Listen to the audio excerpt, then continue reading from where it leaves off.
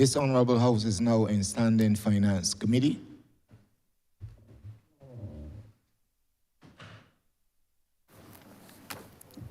Mr. Chairman, Head 83, Ministry of Agriculture, Food and Nutritional Security, in the amount of $85,429,960.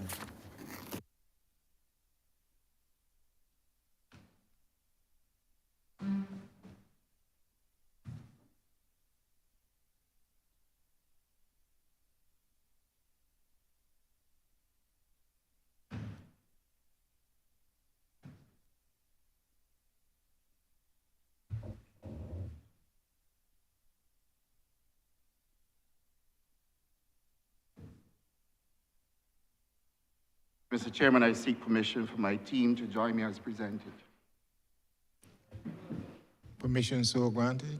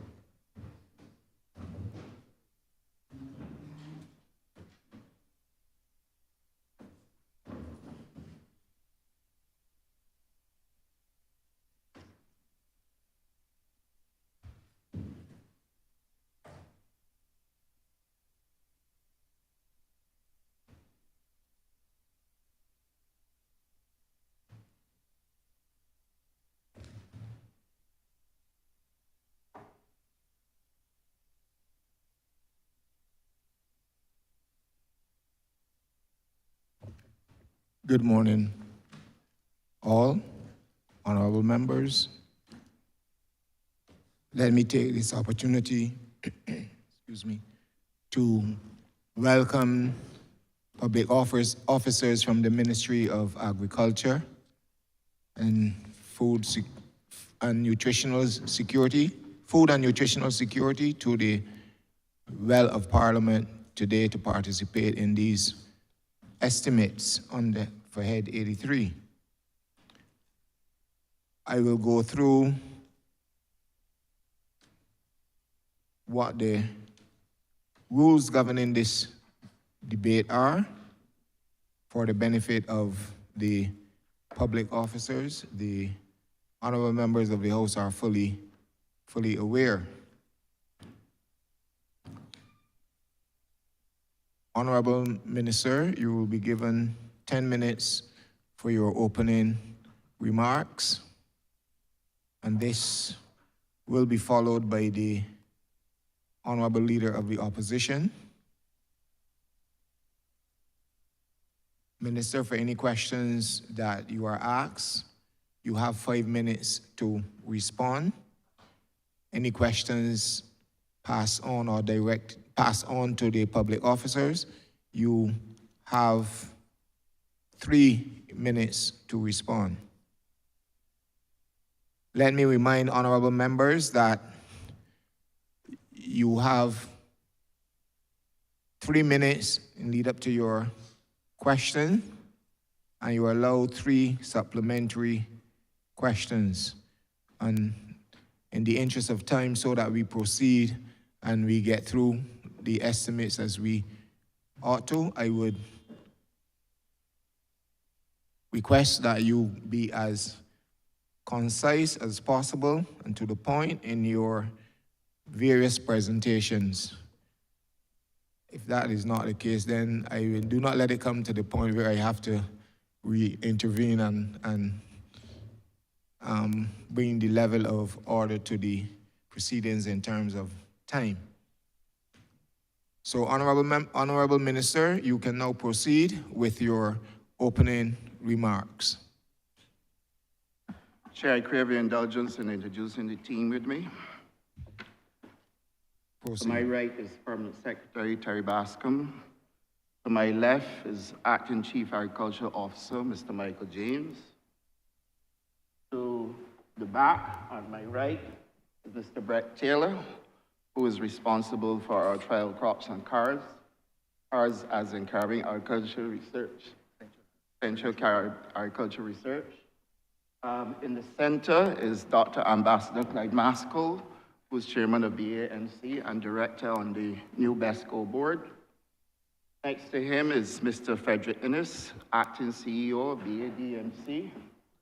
Behind Mr. Innes is Dr. Mark Trotman from Veterinary Services, who's our Chief Veterinary Officer.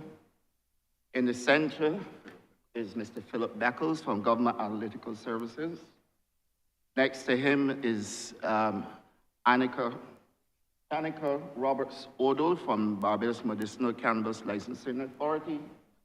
Behind her is Dr. Leroy McLean, and he's our consultant on the Black Belly Sheep program. Next to him is Mr. Sherlock King, manager of markets, and next to Mr. King is Mr. Wayne Baker, who is our director of projects in the ministry. The Ministry of Agriculture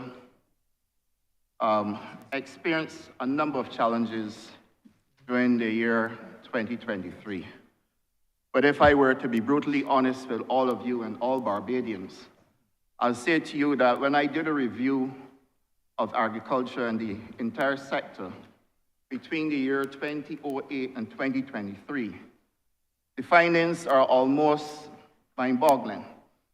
That you will find that in as much as there have been mass criticism about growing more food in Barbados, particularly since we became government, you would find that we have peaked in our production in 2020, the highest ever in Barbados, at 30 million kilos of production, which was led by sweet potato, 3.54 million kilograms, and this was only outperformed by chives at 3.79 million kilograms. Cucumbers were 1.9 million, lettuce 1.86, and tomato 1.68. All these performed strongly in the year 2020. The year 2021 and 2022, we saw a decline in the sector, and this is attributed solely to the COVID pandemic. During that COVID period, we all recall that the country went into shutdown. People were isolated who had contracted COVID, and therefore it was a time that was very challenging. But on the rebound from COVID, this ministry overall performance for 2023 saw a 24% increase in production in the entire sector. And this is attributed to the work that was done, certainly by the farmers and by the ministry working together with the farmers.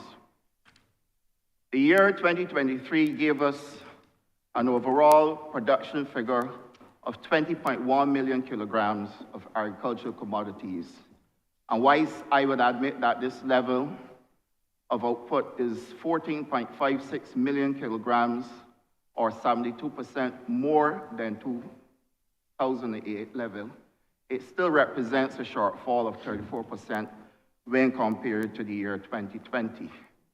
The items that we produced that resulted in growth of production of 21% over 2022.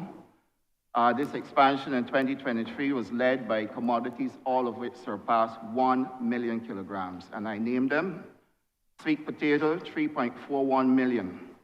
Chives, 1.96 million. Bananas, 1.84 million. Watermelons, 1.5 million. Onions, 1.33 million. Cucumbers, 1.13 million. And tomatoes, 1.03 million. Together, these 7 commodities accounted for 61% of all crops harvested in 2023. Our livestock sector, Mr. Chairman, when compared, did not do as well. But our livestock sector also held its own, even though we saw declines. And those declines are, as we well know, can be attributed to the climate conditions and we all understand what climate change is doing to agriculture and particularly to livestock in Barbados, given the fact that we have seen that the level of chicken production, even though it was up, we still had challenges.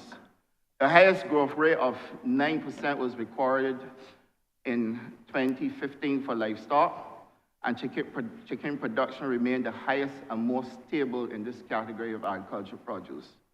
So the industry accounted for a total of 235 million kilograms of chicken meat between 2008 and 2023, at an average of 15.7 million kilograms annually. Pork was the next best performer, 42.8 million kilograms over the same period, at an average of 2.85 million kilograms annually.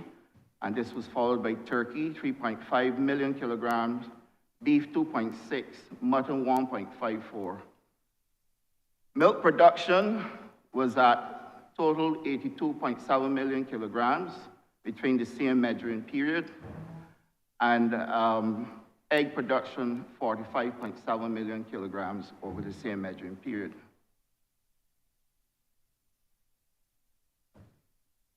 In 2023, what we confirmed that domestic livestock sector contracted by 2% when compared to 2022. Turkey and mutton registered the highest growth of 19.5% and 7.4% respectively.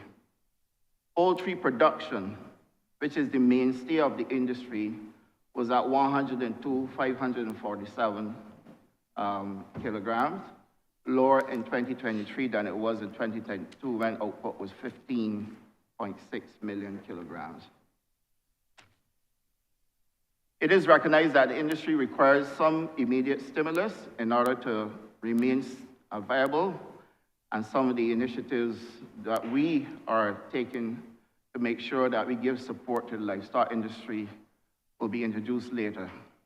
These initiatives will focus on both quality and quantity of animals available to farmers, and that is the reason why we have expanded the amount of incentives that will be made available to farmers, and those incentives will be increased to somewhere to the tune of $7 to $9 million. In addition to that, we are well ahead now with the sugar industry transitioning. We all do know that in December we did transition from a BAMC-owned sugar industry that was costing the government $30 million annually. That is now not the case anymore, and this BAMC now has been transitioned to private ownership with two private companies being formed, BESCO and ABC. They are well on the way to managing this year's sugar harvest.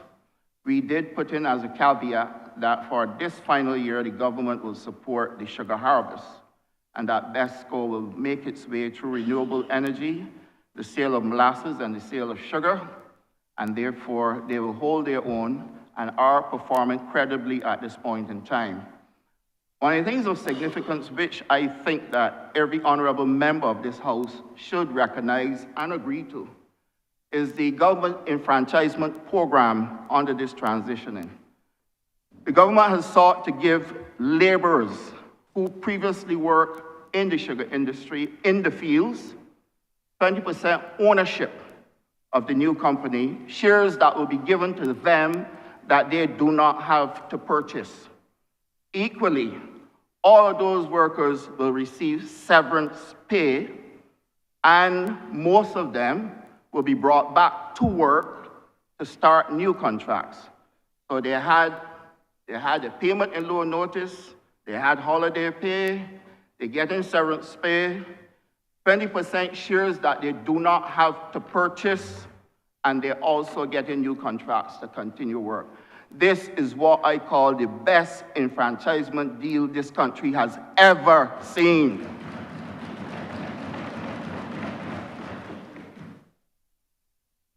In addition to the sugar industry, the government is ramping up its support to make sure that our crop production for non-sugar agriculture gets support.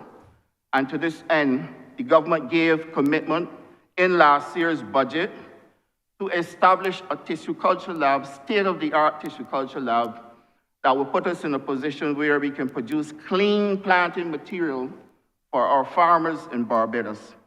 And we do know that one of the complaints we have had among our farmers, particularly with sweet potato, is that the planting material was not good and we were not getting the yields that we require. I've had a response from a farmer who told me that when he looked at the yields for last year, they are down because of the heat conditions between August and October. This obviously is not sustainable and we have to respond. In order for us to respond, this tissue culture lab would give us all the clean planting material we're going to need to make sure that we can help our farmers and bring back the yields and production that we are accustomed to in the industry. In addition to that, the tissue culture lab would have with it enough greenhouse spaces so that we can also do tissue culture or yam. Yam, as you know, over a period of time went through challenges, also with crop disease, and cassava as well. Those, in addition to many of the other crops that we have here in Barbados, will help us work towards increasing production as we have planned, and also reaching our by the year 2025 target of reducing imported food or imported primary agricultural produce. Because I always have to be careful when we make this point about the food import bill, something that has been treated as an exercise that will suggest that it's only agricultural produce that is imported into Barbados when we speak of food import bill. And I always have to make the point that our food import bill includes coffee and wine and macaroni and those things that we do not produce here. And for us to skew a conversation in the direction of agriculture, primary produce only, is in fact wrong and does not do justice to the situation. However, with this new tissue culture lab, we will be introducing a number of things, including an innovation center. At that innovation center, our school children will be introduced to agriculture through technology.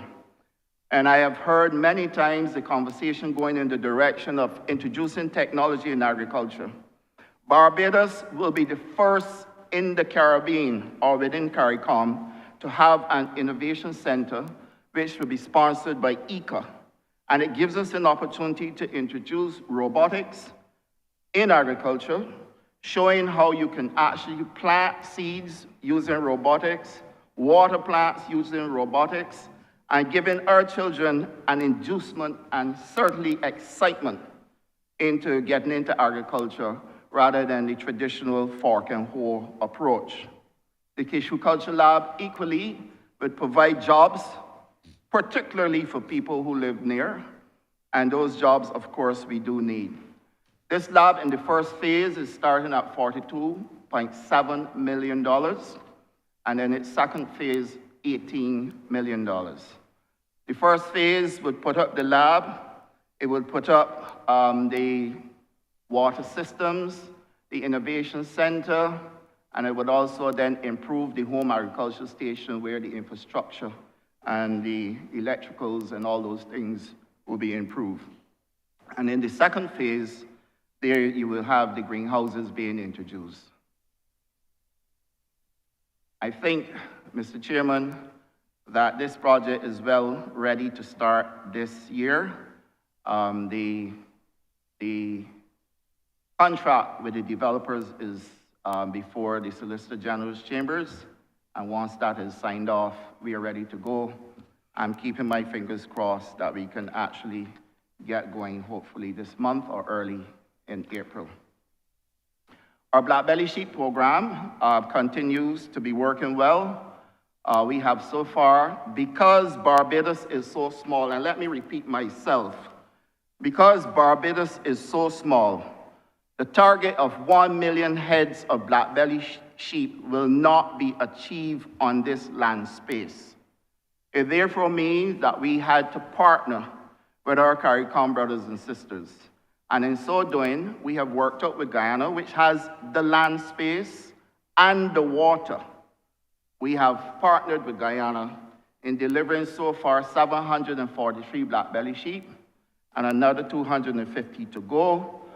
Dr. Leroy McLean is spearheading this project. We have not only shipped the sheep, but we have also sent Dr. McLean and his team to Guyana to follow up to make sure that things are going according to plan. When this is done, we are going to get 2 bites at one cherry. One, we will reduce our imports of mutton from New Zealand because it then gives us the opportunity to bring back the carcasses to Barbados for us to do our cuts here in Barbados. And in order for us to satisfy that, we brought in a master butcher from the United Kingdom who did training with our butchers in Barbados and also training at the hospitality school. When this project is finished, Barbados then stands to benefit from the production of pure line black belly sheep, which we would use to maintain that type of variety. And then we would also keep those genetics as our own. Equally, because of the crossing, then we get an opportunity to get a leaner, healthier mutton with less fat. The mutton that we import from New Zealand right now, which is in excess of $14 million, is fatty and most times not even healthy. We've also worked on our legislation, our sanitary and phytosanitary legislation, for all my years coming to this honorable chamber, even before I became an elected member in 2018. I have heard conversations about sanitary and phytosanitary legislation. One previous Minister of Agriculture went the route of doing the pretty larceny legislation, coming to this parliament to boast about it, not recognizing that he didn't do what was required first. That is to give us the sanitary and phytosanitary legislation, which helps us to be able to give people standards and guidelines in the fish markets, help to give standards and guidelines as it relates to slaughtering animals, standards and guidelines as it relates to how we handle plants, crop diseases, pests, and gives us also an opportunity to export from Barbados fish, poultry, and other meats. Mr. Chairman, there's a lot that is going on in the ministry at this point in time, including the Three Houses Spring Act, which we brought a new act to this parliament after 400 years. That act is now proclaimed and is being managed by the whole management of the Three Houses area, and the Three Houses Spring is now being managed by the BADMC. And there are categories of persons who are entitled to using the spring for agriculture purposes. And then, of course, we have just had the regulations completed, which we will take to Cabinet for us to be able to put those regulations in place as well. Of course, we've spoken about the food terminal. We now have on board with us partners from Trinidad and Tobago who have just presented to me last week, and they are ready to spend $50 million in putting up a food terminal in addition to a tourist attraction that is similar to Alibaba, where you come in, you pick up what you want to eat, have it prepared on the spot, and then you can dine and, of course, do shopping. Our prawns project, it was a pilot project. It has proven that it can be successful. We can actually grow prawns in Barbados, and we are at the stage now of reaching out to private individuals to make sure they can participate. And of course, we all know that we had a trial crop of upland rice in Barbados. Who would ever think that we can grow rice in Barbados the way we did? We produce rice in Barbados, and after working with the Chinese to achieve this, we are about now to increase to 20 acres at Pine Basin for us to be able to grow rice in Barbados. Chair, I do recognize that time is upon me, but there's a lot more that I can speak to, and as we go through the session this morning, we will speak to other initiatives that are taking place in the industry. But I crave your indulgence in mentioning that we are reintroducing the country's guild program so that we can ramp up pork production again.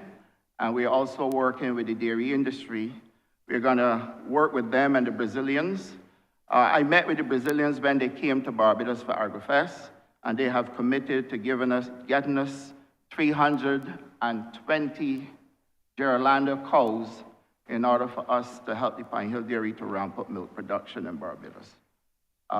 Mr. Chairman, I thank you at this stage and prepared now for questions. Honourable Minister, move that the head stand part. I beg to move that head 83 stand part.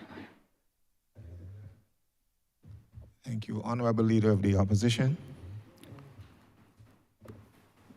Thank you, Mr. Chairman of Committees, and good morning to parliamentary colleagues and members of the public service who are present with us, and good morning to the people of Barbados. I should first begin by observing that over the years, the Ministry of Agriculture has not been one of the celebrated ministries in this country.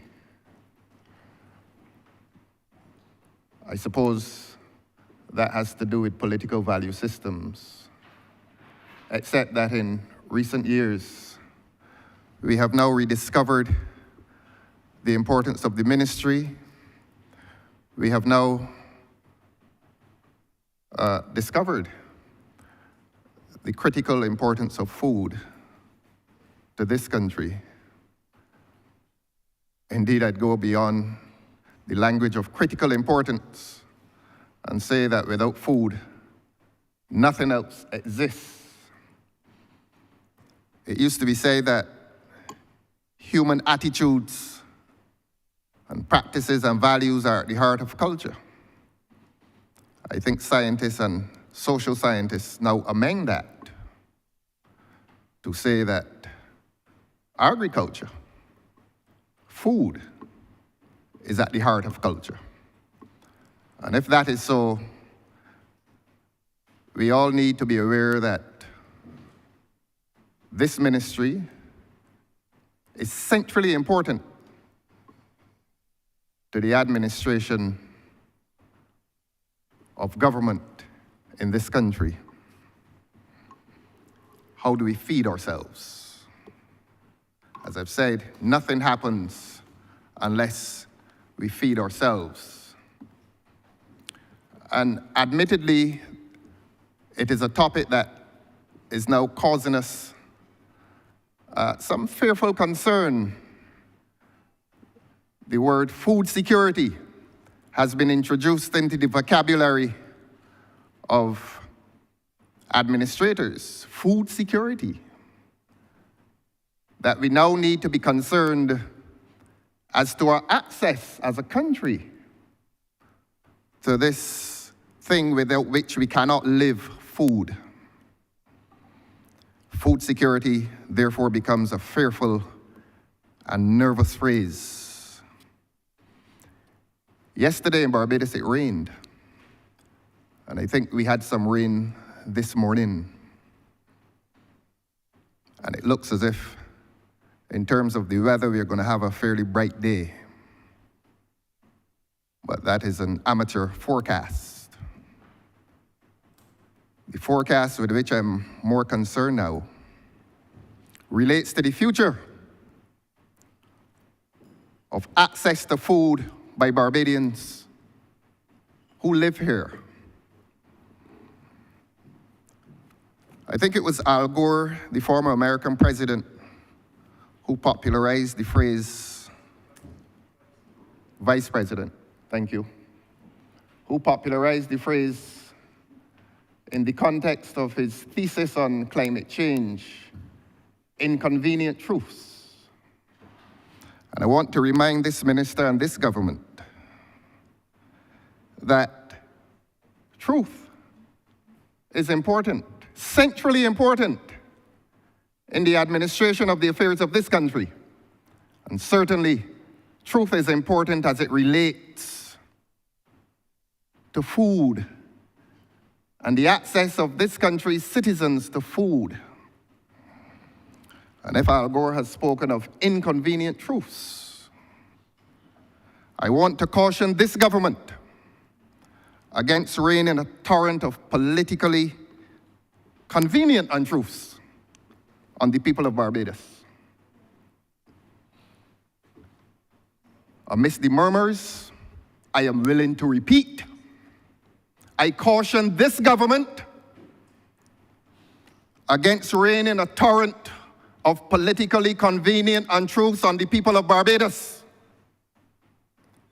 And it is critical, certainly, in relation to the question of food. Minister, do not take that as a personal attack.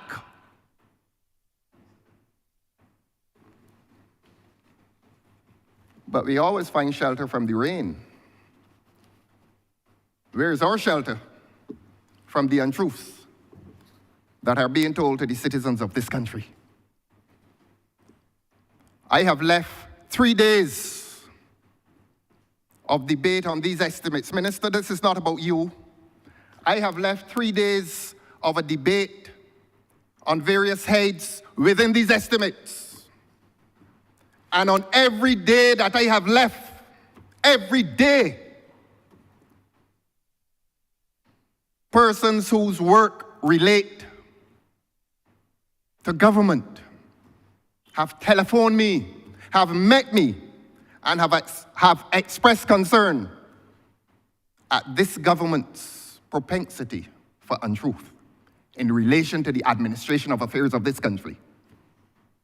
And it is not a moment for murmur. It is not a moment for laughter. It is not a moment for resistance. The people of this country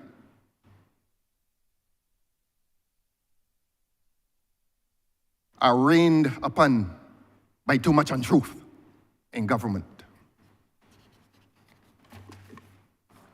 I have no intention, Minister, no intention of visiting any ambush upon you when questions come, and questions from me.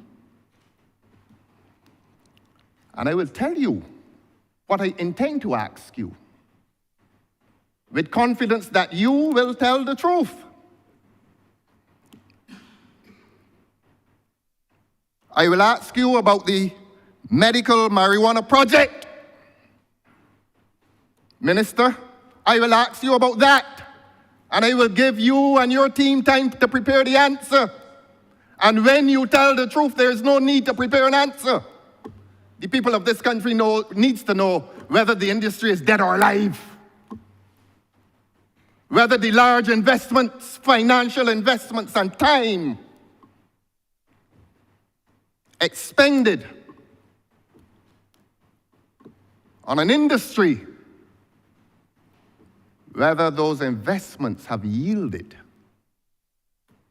any profit. And if the industry is dead, Minister,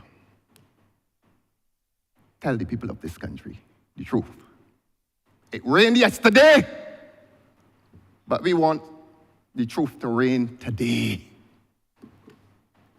The other question that I will raise, and I think you raised it in your presentation, and I'm obliged to you for the details of the number of sheep that were sent to Guyana, and that you intend to send another 240, rounding off, 250, rounding off at about 1,000 sheep exported from this country to Guyana.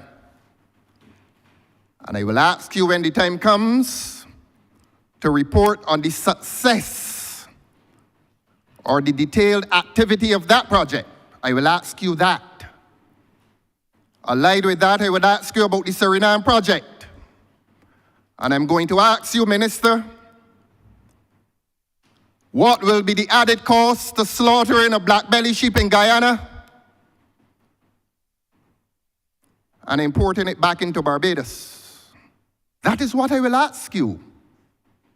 And since you undertake to tell the truth, there will be no difficulty in the answer. Minister, I will ask you as well about the food production figures. And I'm obliged that you have volunteered to this Parliament and to this country that food production is down. And if I understand you correctly, since I don't understand everything. It is up 24%, Honourable Leader of the Opposition. Beg your pardon? up 24%. Up 24, oh, up 20, food production in this year. Lovely, lovely, lovely. I am receiving interruptions from you, Minister, and not from your colleagues. I raised the question of bad manners in here before. No, yes, addressing you, Chair. I have addressed the question of bad manners in here before. You see, I am not sure if the people of this country understand what is happening in their parliament. I am not sure the people understand that this government resists the very idea that they are subject to questions. They resist the very idea that they must give accountability not only to this parliament but to the people of Barbados. They seem to resist that idea. And I will continue. Honourable leader of the opposition, you need to wind up before I will wind up. First question. But I will wind up in spite of the interruptions. Honourable member. This is tyrannical government. Honourable member, I have said to you before that you need to address the chair and concentrate on your speech. I do not hear sides, and you shouldn't either. Proceed and utilize the time that you have wisely. I hear the asides, and I respond to them. Honourable member, when you're addressing the chair, you cannot be responding and directing things to a side. You're addressing the chair, not any other honourable members. You're addressing the chair. So those are the areas, Your Honour. In wrapping up, I have given the minister notice, and it is interesting that the minister's reaction to my right to do this is so far different from that of his colleagues, who seem worried, who seem upset that questions that the people of this country dare to confront them and ask questions, they must answer. They must give account. They must give account. Do not resist. And Your Honor, I am reserving the right when the time comes to ask those questions of this minister. If it upsets the government that I have dared to accuse them of lying to the people of this country, then so be it. They are lying to the people of this country. I'm obliged to you, sir. And I will shout it, yes. Thank you, honourable member. I'm sure that the honourable minister and his team will answer every question that you have asked in detail for not just you, but for the people of Barbados. I hope I will share your confidence, Mr. Chairman.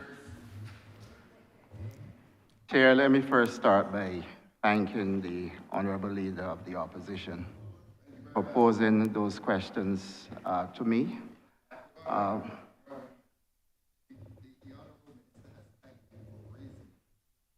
Honourable member,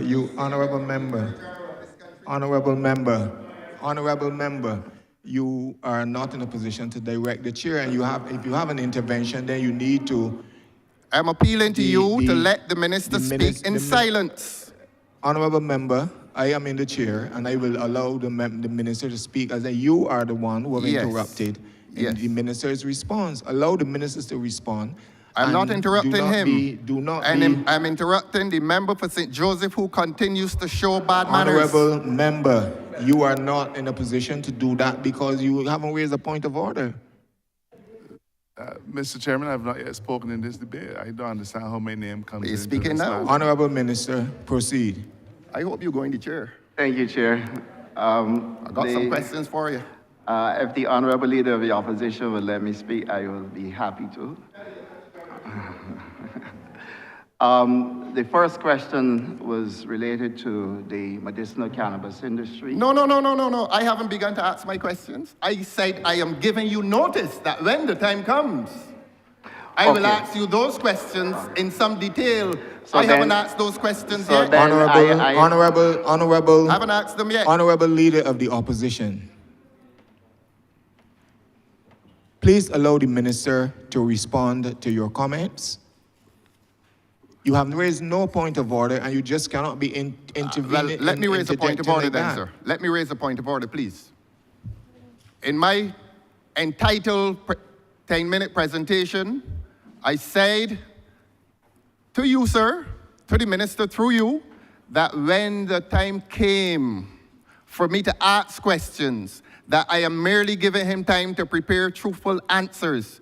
I was not at that point asking the questions. I was telling him, these will be the questions when the time comes. My time for asking those questions has not come. The minister, as far as I understand, is supposed to move to the stage now where he receives questions from his learned colleagues.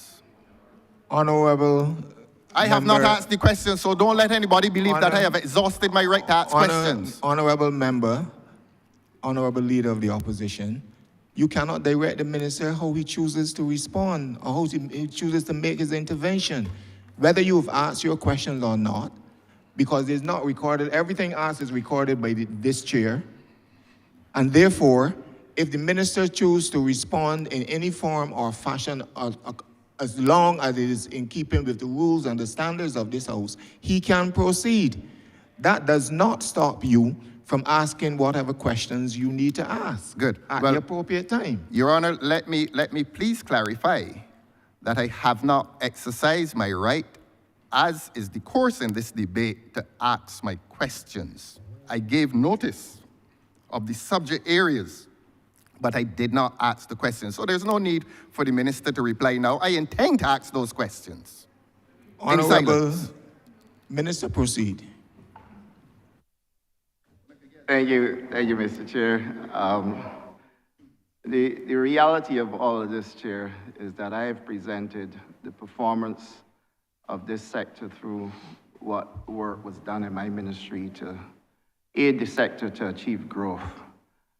I take umbrage to the fact that any statement will be made following my presentation to purport to telling lies to the public of Barbados. And so I want for this House to be very clear that everything that I presented from the document before me was prepared by the public servants of my ministry, who will not indulge in telling lies to this country. I have great respect for the public servants of Barbados, in particular those in my ministry who I work with every single day. And therefore, for the notion to be carried that lies are being told to the public by public servants is something that we would have to examine carefully, because ministers don't prepare these documents. These documents are the research of public servants, information provided by stakeholders, and this information is then collated and put together for the purposes of these estimates. So if it is that there's a belief out there that public servants tell lies, I want to make it abundantly clear this government is no part of Point that. of elucidation, this sir. ministry. Point of elucidation. My earlier accusation related to the presentations made by ministers, not public servants. Let us not talk about public servants, because I will have a lot to say about them, those who are fleeing from the public service. But the point is this, sir. My accusation pertains to ministers who have occupied that seat, who have lied to the people of this Chair, country. I believe and this I'm not is my withdrawing it. time in the well of And it Parliament did not to include take you, Minister. questions. You're Honourable yet to Leader of speak. the Opposition, That we was have my to point of proceed elucidation, we have sir. to proceed with the matter before us at this point in time. Honourable member.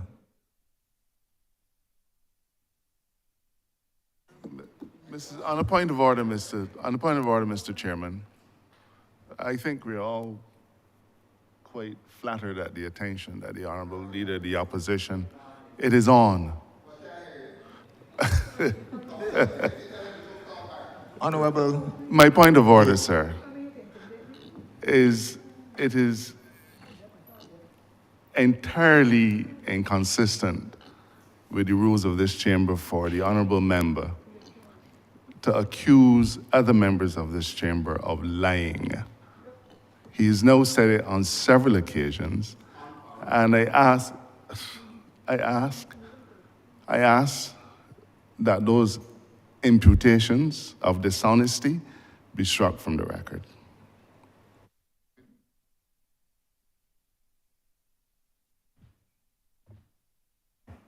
Yes, proceed. We'll have that struck from the record in terms of accusing ministers and members of this chamber to be lying. Please have that struck from the record.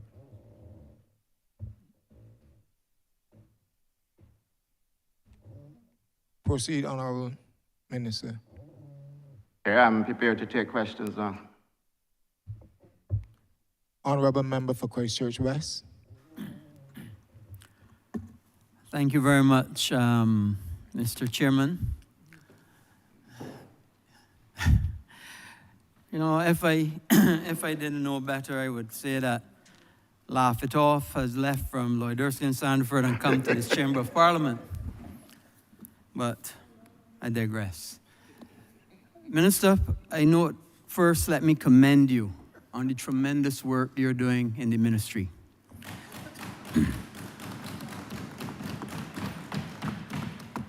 It is clear that you have a full and complete command of the ministry. You fully understand and motivate the staff to produce and the farmers and all of your stakeholders to be able to increase the food production to the quanta that you have and the whole of Barbados. And having provided food security for us, owe you a debt of gratitude. I commend you. However, Minister, after the commendations, of course, I have to lodge some criticism. The first one comes about markets. You would recall that we did a tour of the markets with the Honourable Prime Minister, and a few of them were certainly in need of maintenance and repair. And we were instructed to get those repairs done as a matter of urgency, because at the end of the day, these are locations that house many of our vendors who help in providing necessary food for people, and it must be of a certain standard. So can you inform this Honourable Chamber, and by extension the people of Barbados, exactly what has been done to improve the markets, all of the infrastructure of the markets, and also by extension the environment that the people that use those markets, both those that sell produce and those that go there to purchase, what improvements have you been able to do since that tour with the Honourable Prime Minister? Thank you, Honourable Member and Senior Minister. First of all, thanks for the question. The markets I do treat to as an opportunity for Barbadians to actually own their own business. And I take very seriously what we do at the markets to accommodate vendors, but equally to facilitate people who go to the markets to purchase items. After we toured the Palmetto market, I sat with the manager of markets, the projects coordinator, and the permanent secretary. And we looked at how we can possibly treat to the markets in a way where when you enter the market, you enter a space that is conducive to doing business, but equally for storing food. And therefore, we have discussed introducing a full maintenance program, which would run throughout the year in all the markets, not just Palmetto, where we would do paint up, cleaning of the tiles, cleaning of the floors, beautification where we can on the walls, and also make sure that we follow the rules under the Markets and Slaughterhouse Act, which allows for us to be able to control behavior in the market space. A lot of the time, you would find that markets are in the condition that they're in for a number of reasons. And I will let the manager of markets speak to this, but based on the information that I have before me, what I have seen when I toured the markets is that there's a serious problem with controlling people who enter the market to do nothing else but vandalize, use bathroom facilities, destroy them. And I have to be on the front foot with this matter. people just destroy government property. And it is something that has to stop. I've already spoken to the team at the ministry in terms of how we're going to approach this. Certainly, we have to go to the point of making sure that we ramp up security, because the people who visit the market do so innocently, and I don't think that they should be exposed to any person who is in the market to do anything other than business. And therefore, we are working on the Palmetto market.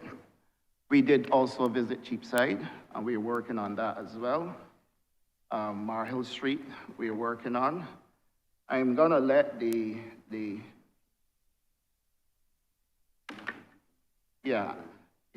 started to work on the roof and fixing the leaking and putting in new ceilings, etc.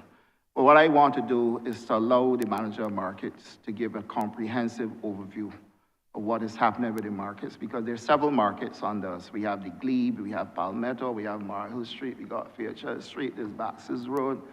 There is 6 rows and several markets that we have, which we will make sure we are kept in a condition that is conducive doing business. Manager of Markets, Mr. King. Before the manager of markets proceed, let me also advise to the public officers of the ministry, when you're responding to a question and you're speaking for the first time in this debate, you will need to give your name and the position which you hold in the ministry for the records of this house. You only do it once. That's when you start and you're speaking for the first time, and then you can just speak thereafter. Manager of Markets, you may proceed. Sherlock King, Manager of Markets. I thank you, Minister, for the question. Respect to the maintenance and so on of public markets in Barbados, we have embarked upon what we call a public markets improvement program. This public markets improvement program identified all the issues that are public markets and strategies designed to make the improvements that are necessary.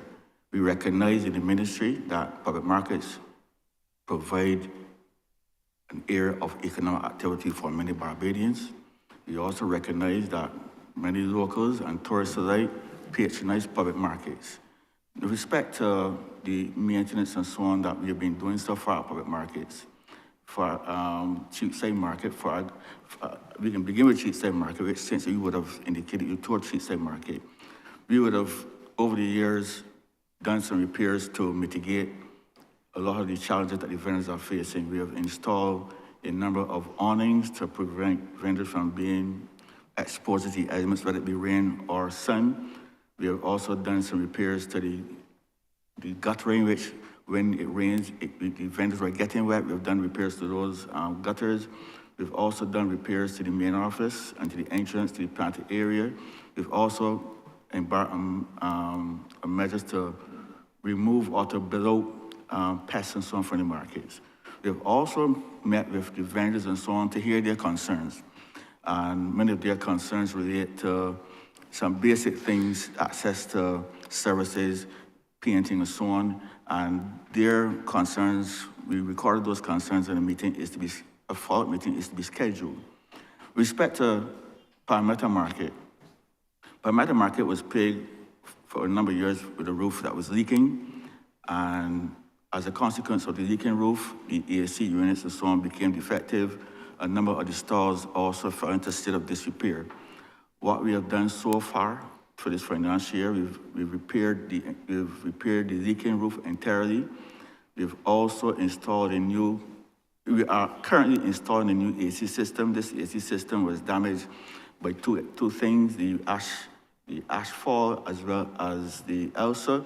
So currently we have procured the AC units, and that is currently being installed. We've also installed a new duct system, and we are also awaiting proposals from the architect with respect to the redesigning and the improving of the architectural features for Palmetto Market. Opposite Palmetto Market, that market basically is a relatively new market, but we had some challenges over the years with the leaking roof. We have also repaired the roof at that market, and as a consequence of that, we can then turn our attention to the repairs of the stores, because as you appreciate, it makes no sense repairing stores and the roof is leaking. It results in a damage to the store. It results in damage to the store. So we repair that roof, so we will then proceed to repair those areas in the market and so on. Aberdeen Jones. We had some structural repairs to Aberdeen Jones. We've done the repairs to the retaining walls and also to the stairs. And as we speak, we began the exterior painting and the refurbishment of Aberdeen Jones Market. And we expect that to be completed sometime in about a couple weeks or so. Six roads, as you may be aware, the minister had requested that we have a complete redevelopment of Six Roads Market. That market serves a critical function for those persons in that area. It is an area where the market butchers and those persons in the surrounding areas utilize the store facility. So we are embarking on the construction of a new market. We have done some repairs to the slaughterhouse in the interim, and we are also awaiting the MTW site, which we anticipate will be available for the expansion of the market, so that we can bring along some other stores and so on, so that persons can function there. The Glebe, for many years, the tenants at the Glebe have complained about leaking roof. The Ministry of Finance has approved the financing to replace this entire roof, and structural assistance has been given a mobilization, and we expect that the entire roof at the Glebe market will be replaced. In the interim, what we have done would have constructed some temporary stores there, so that when the roof is being repaired, the vendors are not displaced. Those stores will be there so that they can transfer the business in a very short area, and that once the roof has been replaced, they can return to the market itself. We have also done some repairs to some stores at the Barber Outdoor Market on Spring Garden, and we've done about 6 so far. And at Baxter's Road, a steering committee has been established by our partner government agency. We're going to look at upgrading this facility pretty shortly. It is anticipated that sometime in March or so, we will look at the upgrades, and that should be completed by June.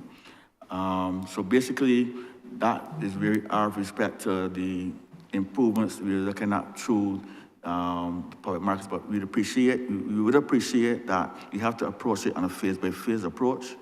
One of the difficulties and the challenge that you have is that you have to work around vendors and staff, and we do not like in any instance to displace vendors. So we try to do it on a phase-by-phase approach, so that the downtime for the vendors and so on is minimized. But we also appreciate that given finances and so on, it has to be done on a phase-by-phase approach, as opposed to trying to do everything at one time. Thanks.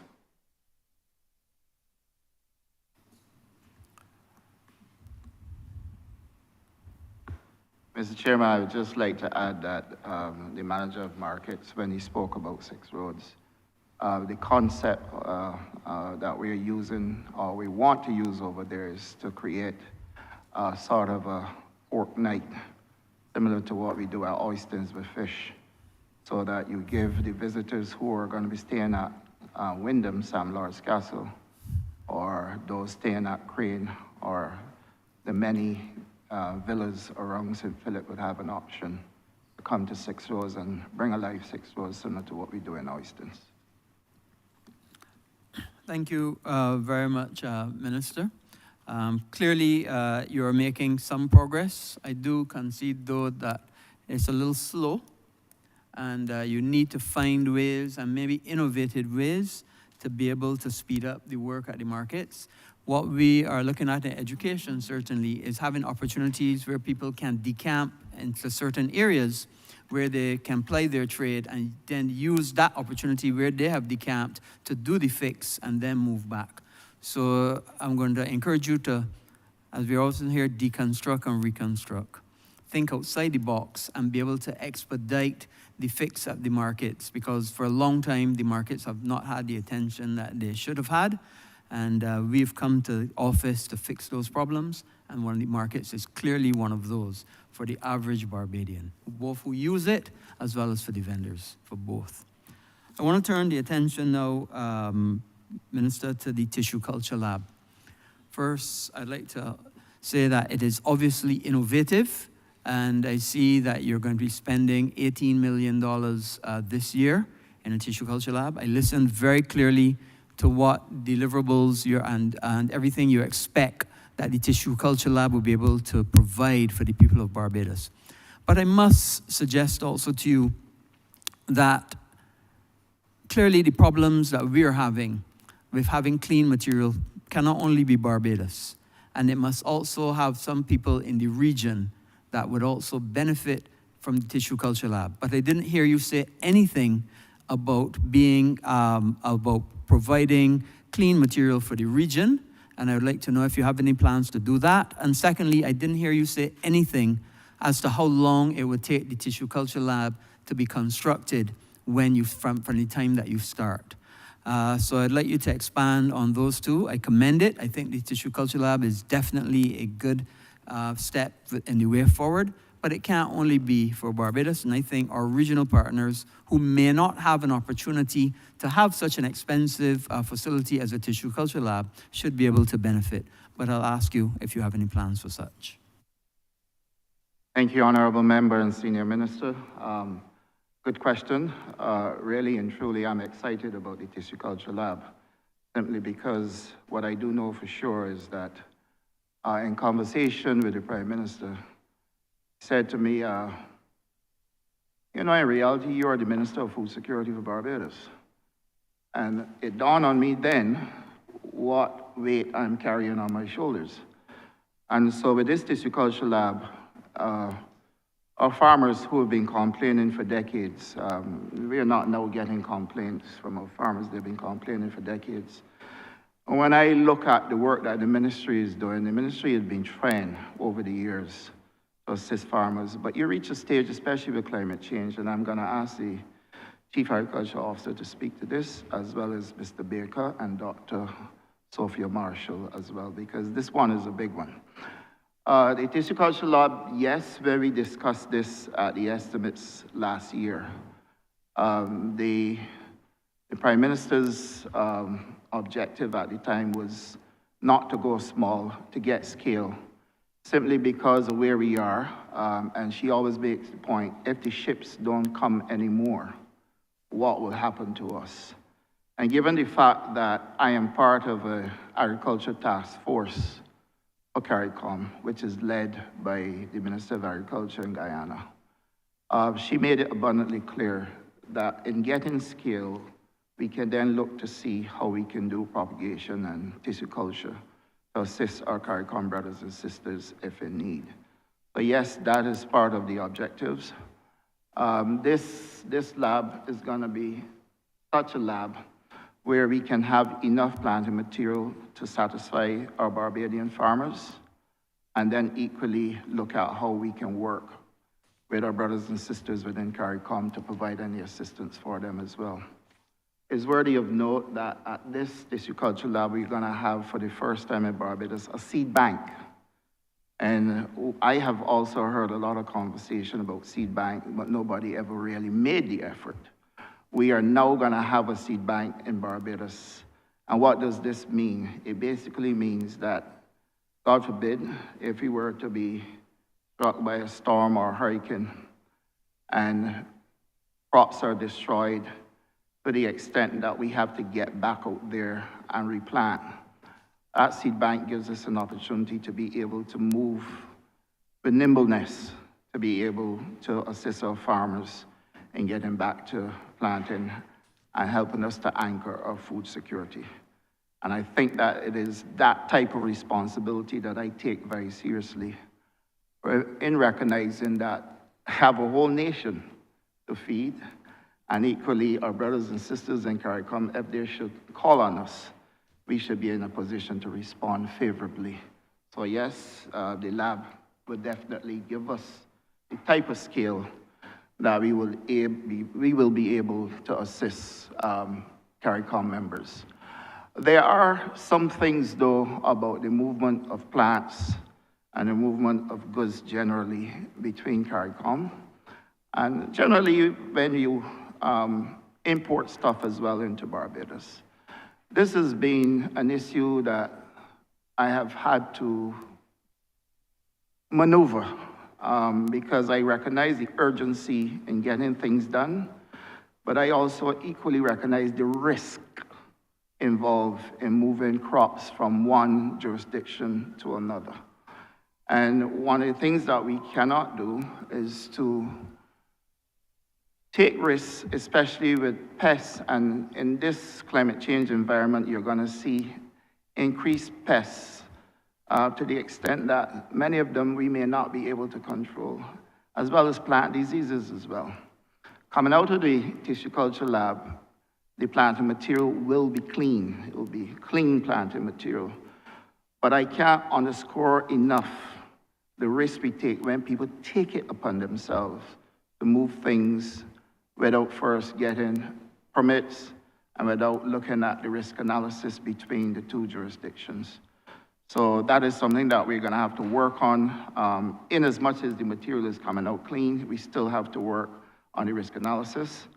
I will let Michael James speak to that and speak to how we can actually assist with giving material to our CARICOM brothers and sisters. Then I want Dr. Marshall to speak to the whole issue of tissue culture and how this lab is gonna benefit us. And then for Mr. Wayne Baker to speak about the construction, the mobilization, et cetera, that is taking place.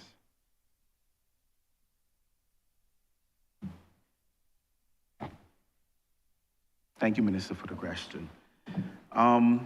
With respect to the whole issue, Please give your name and... Michael James, the Chief Agriculture Officer, acting.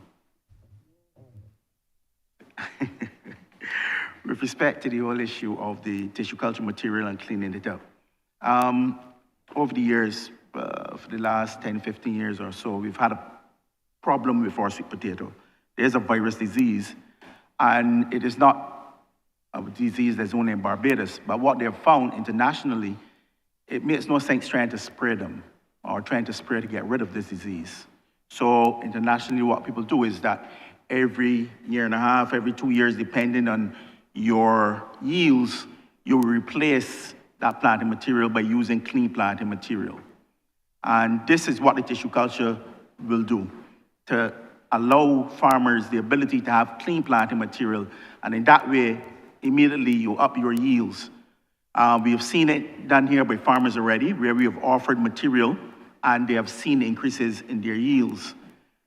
Another thing that comes out of this is that we are also going to be importing different cultivars of material, especially out of the International Potato Center, that's SIP in Peru, which is basically the area where most people go to get their sweet potatoes in terms of planting material. And we'll be looking at different varieties, because one way of also controlling pests and diseases is not to plant one type of sweet potato. So you plant different varieties, and those varieties that have tolerance to particular pests, and you plant them with other varieties, that reduces the pest load. So that's one of the things that you were looking at. The other matter relates to the whole issue of, and the minister spoke about this, as being a seed bank. So what we'll be looking also to do is to ensure that we have the local cultivars. You heard about the Bonavis, you heard about the Beijing cucumber. A lot of people don't know about Beijing cucumbers because they don't see them now. So we'll be basically harnessing and keeping those varieties in our seed bank. It does two things. One, in the event of any hurricane or something else, you have varieties or you have seeds that you can plant right there and then. One of the things they have found that when you start to import or you bring in seed or seed material from overseas, from countries that you don't know about or that may have diseases or pests in themselves, you bring those pests to your country. It's best to have your facilities here that you can actually give out some of those planting material, yeah? And once we get that done, and we will have the backup that we'll be testing the material, so you're not only just producing it and say, hey, this is clean, we're going to give it to you. There'll be a testing of the particular material that we propagate here. And if our colleagues in St. Lucia, St. Vincent, who also want sweet potato material, remember, we're not only doing just our varieties here, we bring all types of varieties. So if they need, we can also provide material at a cost, of course. But, you know, these things will happen, and we'll be willing to actually allow persons, not only in terms of getting material, but can also train in how best to propagate the material. Yes?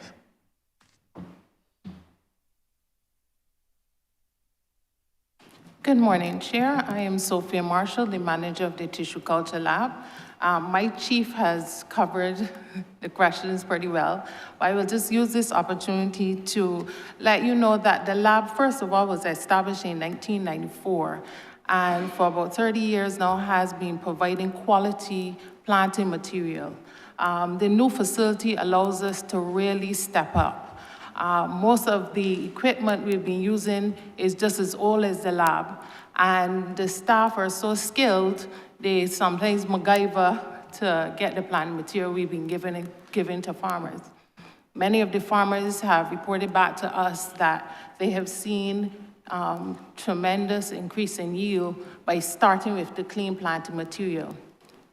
With the new facility, we are not only going to be able to increase the number of plantlets that we produce, but we also would have 4 greenhouses dedicated to sweet potato, which allows us now to go from the lab to ramp up on the station itself.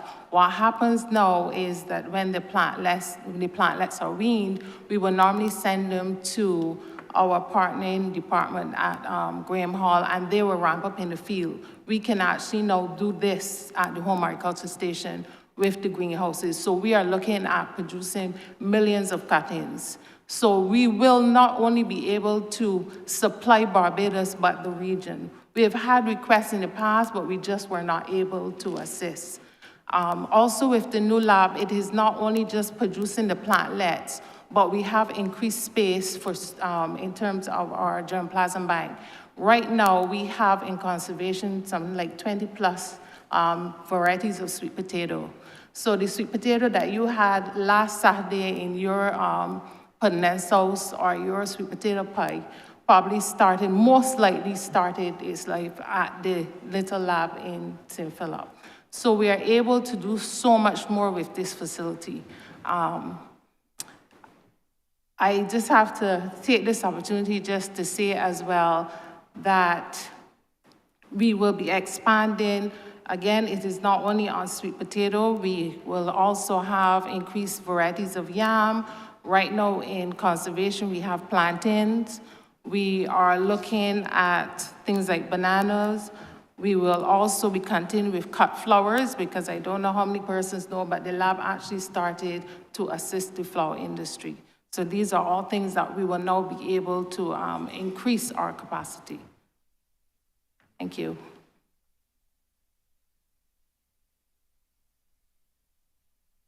Good morning. Wayne Baker, Projects Director. I will speak specifically to the question in terms of the time frame for construction. As it stands, the project, and one thing I have to say, we are saying the tissue culture lab is really a tissue culture facility. It encompasses more than just a laboratory, right? Just to reiterate, it consists of course, the facility consists of the laboratory and seed bank, the admin building and beaker facility, receiving bay and ground staff accommodation, greenhouses, generator and generator building, the entrance gazebo and walkways, water retention pond, and the associated site works and infrastructure and parking. The first phase of the project for the entire facility will see the construction of the tissue culture lab and seed bank, the administration and beaker building, the entrance gazebo, site works, the infrastructure and parking, the electrical building, and the water retention pond. So on the completion of this first phase, we expect to have the laboratory fully operational as well as the administration and beaker facilities. This first phase is estimated to take 9 months. The second phase of the project will see the construction of the greenhouses, the receiving bay and staff quarters, the guard hut, and the backup power supply. This second phase, if it can run immediately after the first phase, will take 4 months. So overall, we are looking at a time frame of 13 months or so from start of construction. Thank you.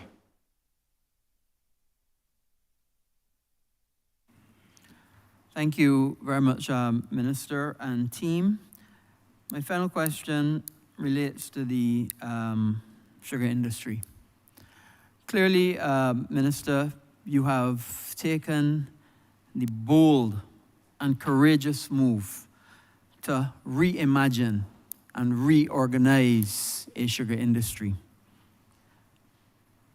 And it is historic, because to be able to enfranchise those people who toiled in the fields of the sugar industry for years without getting any significant benefit, and certainly people of that caliber have not been empowered since the Tenantry Freehold Purchase Act to the magnitude that you are now proposing. And I would ask for you to be able to expand on exactly how the various people working in the industry would be so empowered by this bold move that you have now embarked upon. Thank you, Honourable Member and Senior Minister. Well, to be very honest with you, this transition in the sugar industry is a conversation that started way back, I think, in 2007 when we were government. And the project at the time looked at how we could have repositioned Buckley Factory to produce sugar, molasses, and ethanol. At the time, the conversation wasn't so much as it is now on renewable energy, but more on clean gases. And the project in itself got derailed when the government changed in 2008. At the time, the project was forging ahead. The team had actually gone to Brazil to look at how they produce ethanol. And we had a project that was about to transition the industry to the extent that we would have been producing energy. And we all know that with the production of energy, then it gives you that value added that brings the profit, because the industry really and truly had been operating at a loss for decades, I think, since the changes took place at Lomé, and we had lost the preferential treatment for sugar. After the government was changed, the next government that came to power, which was a Democratic Labour Party government, saw the need to derail that project, move it to Andrews, at a cost of close to $1 billion to the taxpayers of Barbados. And they did, in fact, move ahead and borrowed money from ANSA Merchant Bank. I think some $24 million was spent on a project that never got off the ground. The parties that were involved then in this project had set up a company in St. Lucia called Intersugar Partnerships. And that company then was given the project to run. In both instances, there was no enfranchisement model. So that when I became minister and sat with my team to run the various options and to look at the business model, I was not moved, because I wasn't hearing in the projects and the options that were available to us how we can in fact treat to laborers with the level of dignity that is required, especially knowing the history of the sugar industry. And we all know that when sugar was king in Barbados, many of the people who worked were slaves. And coming off that type of history, then to have laborers who are of the same ethnicity, working for minimum wage, not having bathroom facilities, having to resort to the bush if nature calls, females at certain times of the month needing to sanitize frequently. Those sorts of facilities were non-existent.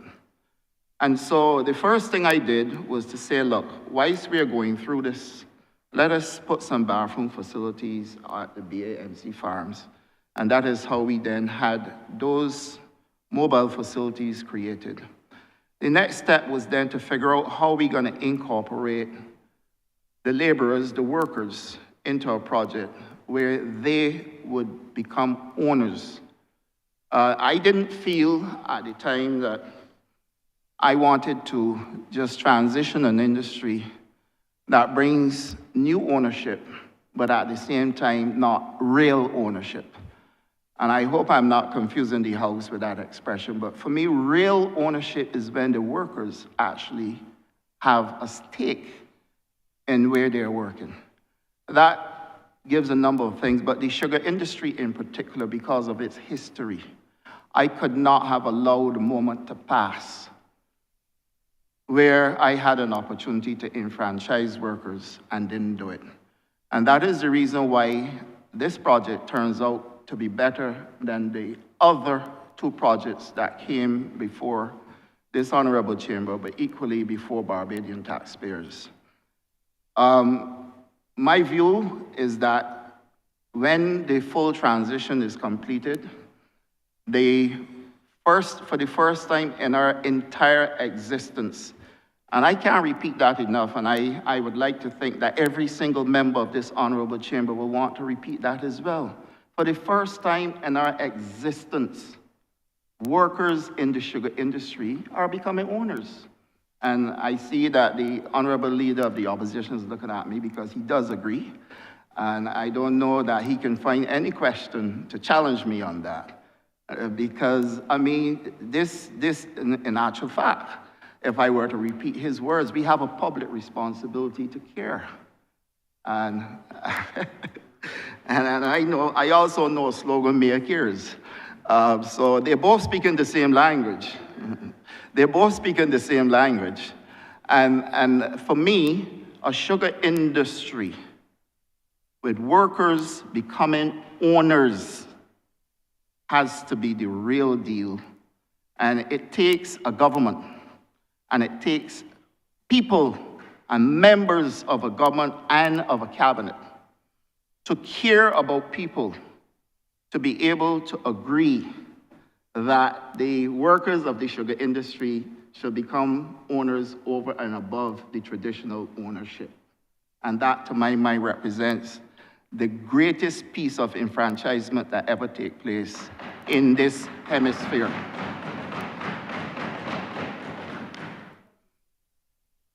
And what was happening with sugar, how we were losing money, which I would invite Ambassador Maskell to speak to. And I'm sure he would speak to it in a manner that would allow for us to be able to give the facts without casting blame. The facts are that sugar was being produced at Portville at a price and sold at a price below that, which means that the government had to subsidize sugar each and every time. The producers of sugar cane were demanding their price for sugar cane. So you were also purchasing, I think we purchased sugar cane at the highest price anywhere in the region, possibly anywhere in the world. And then to process it, manufacture sugar and molasses, and sell it in bulk in the first instance to Brookate, which I also stopped. The moment I went to the ministry and saw that we were exporting sugar at cost to us after manufacturing it, I said to the team at BAMC, your first order of business is to stop this. Find a different buyer. And that is how then the reliance on an entity that was supposed to export the sugar started to be ramped up because they were there before I came. And then we recognized that sugar had a real demand here in Barbados. Domestic consumption of sugar is high because of the many businesses that use sugar. And it's not just the consumption that we have at home, but many businesses use sugar as well. And of course, our rum industry, one of perhaps the best in the region. Our brands of rum are retail at auctions for as high as £5,000. Yes, Mr. Chairman, £5,000 at auctions. So you see the value in our rum industry. And because of those, we were able to look at the numbers and come up with a model that would enfranchise workers, give the public an opportunity to purchase shares, and at the same time allow for private investment to come in and also invest in the entity. And that is how we ended up with BESCO and ABC. But I will invite Ambassador Dr. Clyde Maskell to speak more in detail about how we have transitioned the entire industry, how we have revisited the business model, how we have looked at costs, how we are retailing sugar now, the amount of money we are getting for sugar now compared to previously, and how the workers are benefiting from this model that we have employed. Ambassador.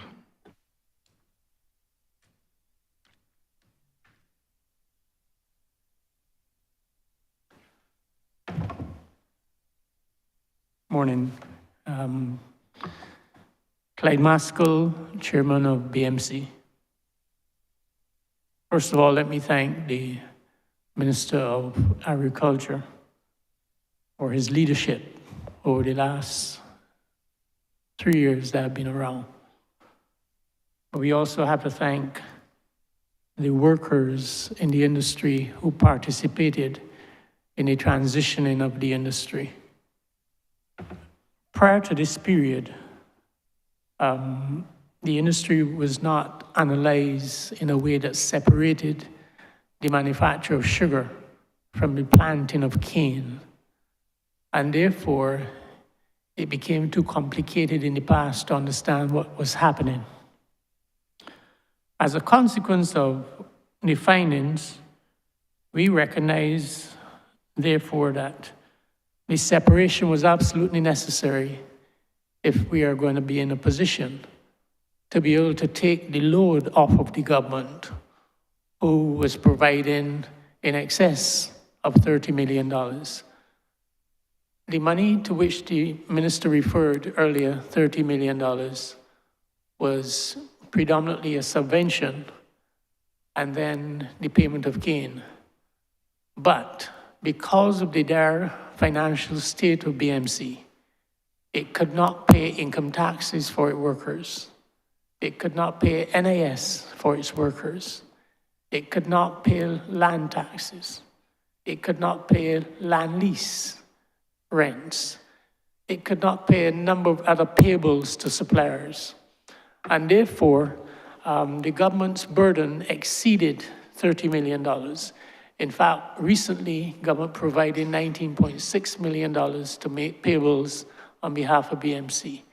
A year and a half ago, it provided $14.3 million, and we still owe some individuals, so that the burden to government was excessive. But what was most hurtful is to go to Mount Pleasant in St. Philip, speak to ladies working at BMC for 35 years and 40 years who were still getting $361 a week. Most hurtful. And those ladies, when I spoke to them in that meeting, expressed a desire for more, of course. But they did not fully appreciate at the time that we were, in fact, going to increase their wages from $9.03 per hour to $12.50, thus moving their weekly wage from $361 to $500, which they're currently getting. In addition, when we expressed to them that for no cost, they will now be 20% shareholders in two companies, the Barbados Energy and Sugar Company, the manufacturer of sugar, and the Agricultural Business Company. Again, they expressed surprise. But what is even more fascinating is that we have identified 1,102 persons so far who are entitled to this 20% equity in the two companies, so that the 86-year-old man who still lives in St. Philip and left BMC several years ago is now entitled to a 20% share in these two companies. 1,102 Barbadians who worked at BMC are now shareholders in two entities without expending a penny, not or a cent. So this transitioning has occurred because of the work done predominantly, as I said, by workers at BMC. But it is fascinating that it is indicative of the model required to transition state-owned enterprises. No one individual can come from any part of Barbados or any part of the world and believe that he or she has the knowledge when the people who actually work in these institutions are the ones with the knowledge and only need guidance. And as a consequence of that, we have been able to empower workers above and beyond simply coming to work. That is, we ask for their knowledge and we use their knowledge to transition the BMC. It is a model worth employing and emulating all across state-owned enterprises. So that, as I speak to you, the impossible of turning around an entity that in effect was closer to $40 million in losses per year became doable because of a difference in the commercial approach. By way of example, and I'll finish here, Portville was producing a ton of sugar for $1,300, and Portville was then required to package that 1-ton bag in 25 kg bags. And Portville sold the sugar for the same price, $1.30 per kg. After retrieving the sugar from miles away, bringing it to Portville, packaging it, and making losses in that process in excess of $1.5 million, but others benefited. That sugar was then sold for $3.20 per kg at the retail level. That has changed because Portville has now shed itself of that responsibility. and has therefore allowed people to specialize in packaging and has made several other things possible in order to be able to turn this entity around. So that's the beginning. The transition is on this way. Thank you.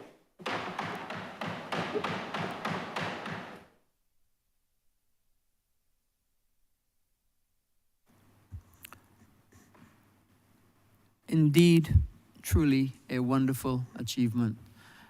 I also commend, and I could imagine the delight on an 86-year-old man's face after having toiled for years in the fields and given up his sweat, blood, and I would imagine sometimes tears, to then be told that he would now be a part owner in an industry that he gave, I would imagine, decades to.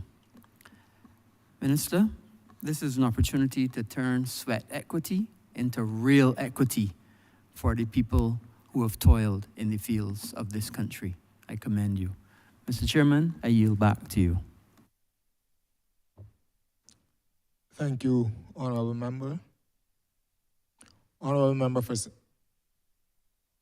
James South.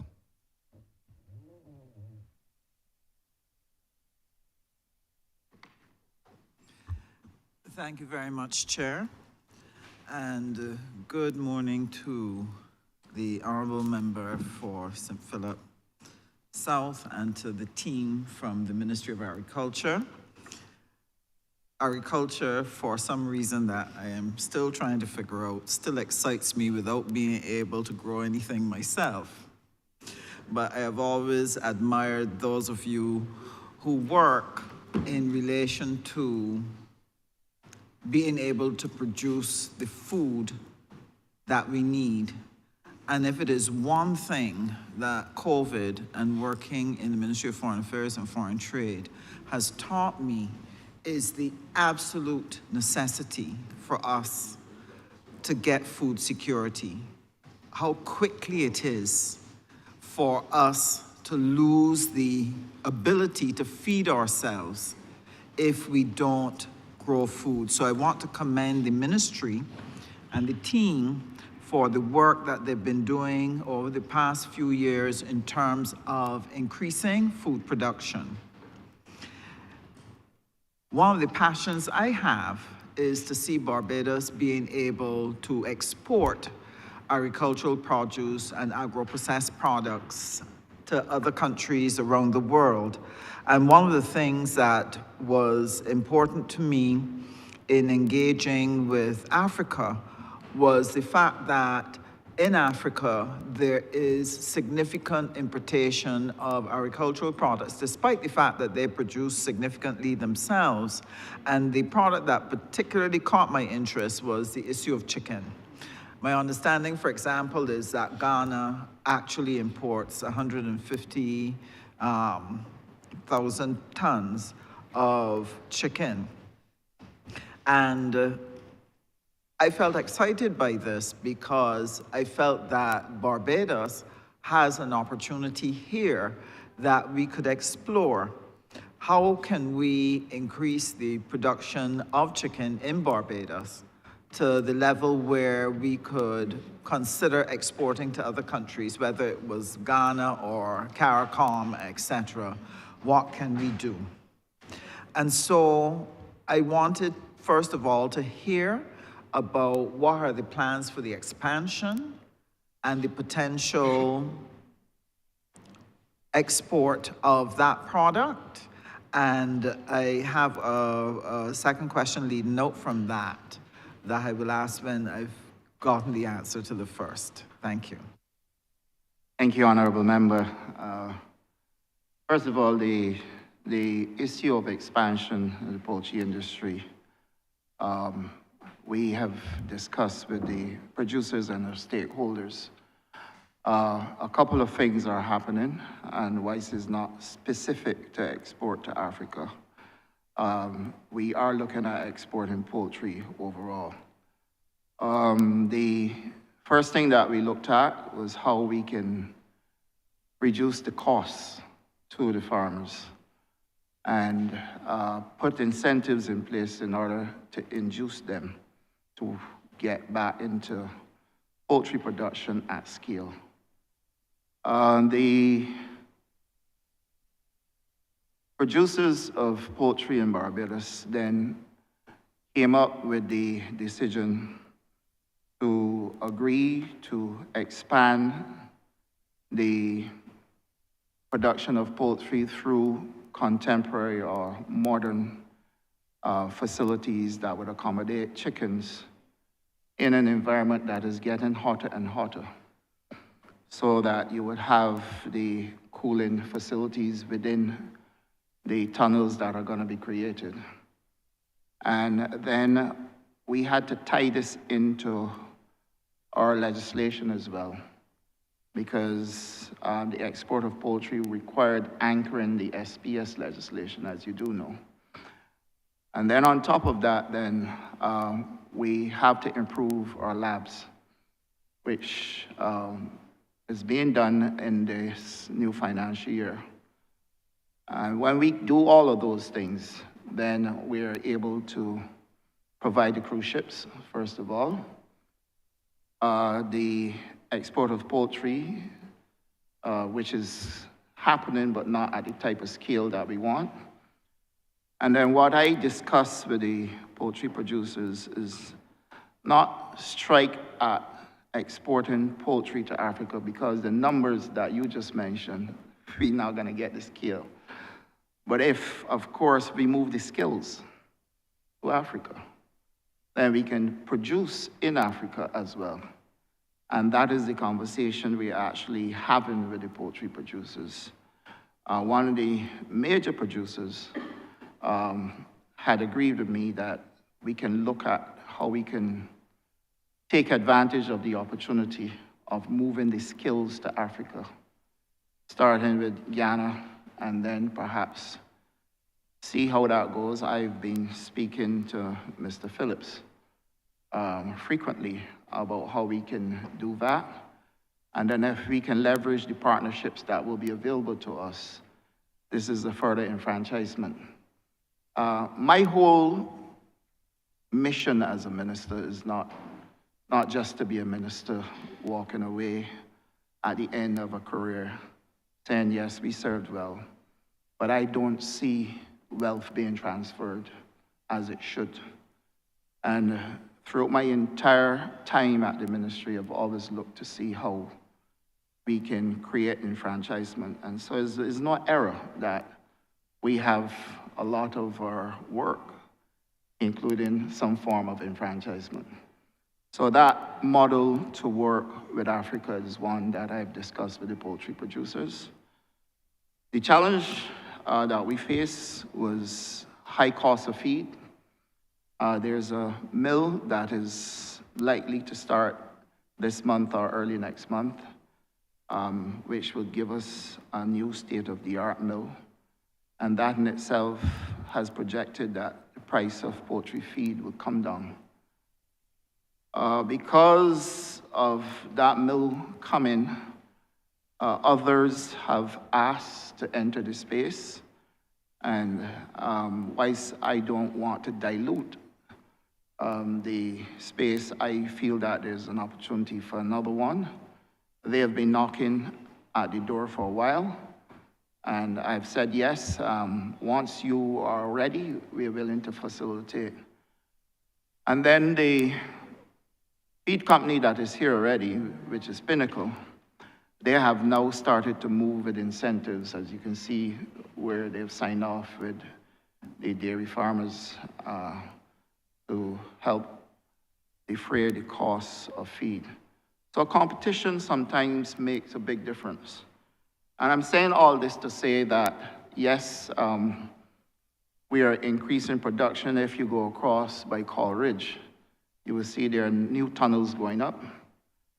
There will also be an enfranchisement model in St. Philip, where we've looked at an area in St. Philip, and through the feed program, we are going to introduce poultry farming, where these farmers would actually participate in the running and ownership of a tunnel that can give us well over 200,000 birds at any one go. So those are the things that we're doing to ramp up production. There is another hatchery coming, and I believe they might have already started. That is then going to give us another option for the purchase of hatching eggs. And once you can increase the production of hatching eggs, then by dint of doing so, you increase the output of poultry overall. Trust I've answered your question, Honourable Member. Yes, and it leads me to my follow-up questions. One, you outlined that we are looking at the expansion of our production and then our exports. And to succeed, you said you discussed and dialogue with the farmers. Honourable Member. Oh, sorry. We hold your follow-up question. Mr. Chairman, I beg to move that you do now report progress to Her Honor the Deputy Speaker and beg for leave to sit again. The question is, I do now report progress is to Her Honor the Deputy Speaker and beg for leave to sit again. All honourable members in favour, say aye. Aye. Honourable members against, we say no. Methinks the ayes have it.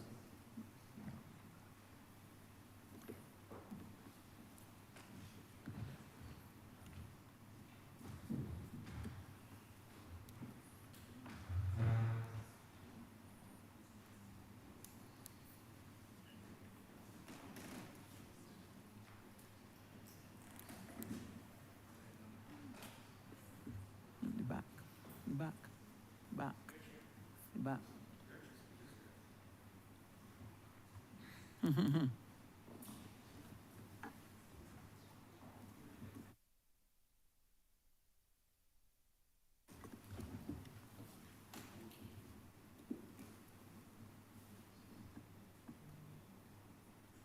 Thank you. Members, your chairman has reported progress and has asked to leave to sit again. Madam Speaker, I beg to move that this honourable chamber be now suspended to 12:15. All honourable members in favor, please say aye. Or the question, sorry, I beg your pardon. I beg to move that this sitting be suspended for 10 minutes. 15 minutes, excuse me.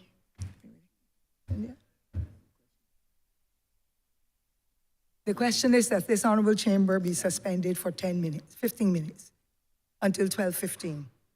All honourable members in favour, please say aye. Those against, please say no. We think the ayes have it.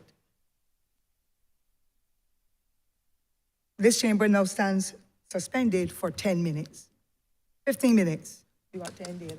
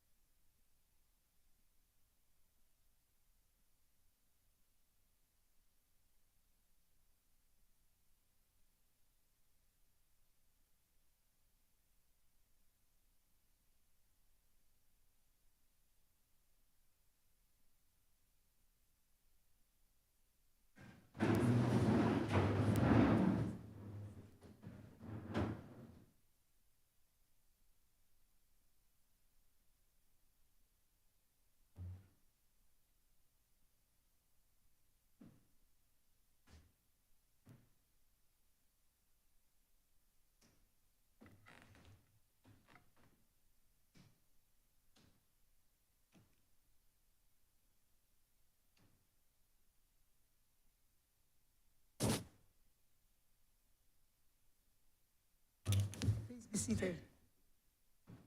Oh, beg your pardon. Hold on to it again. Look at me now. Have to treat you well.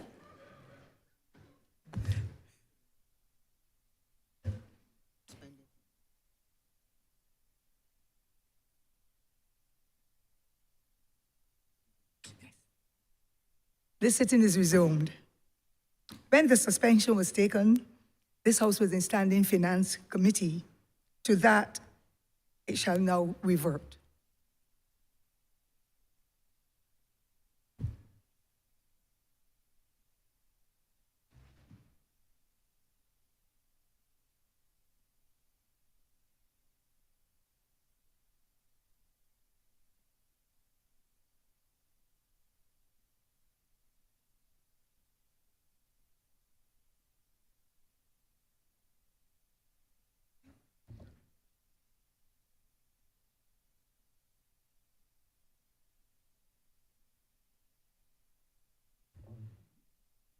This Honourable House is now in standing finance committee. Honourable Member for St. James South, you were on your second question. You can, on your follow-up question, you can resume. Thank you. Thank you very much, Chair.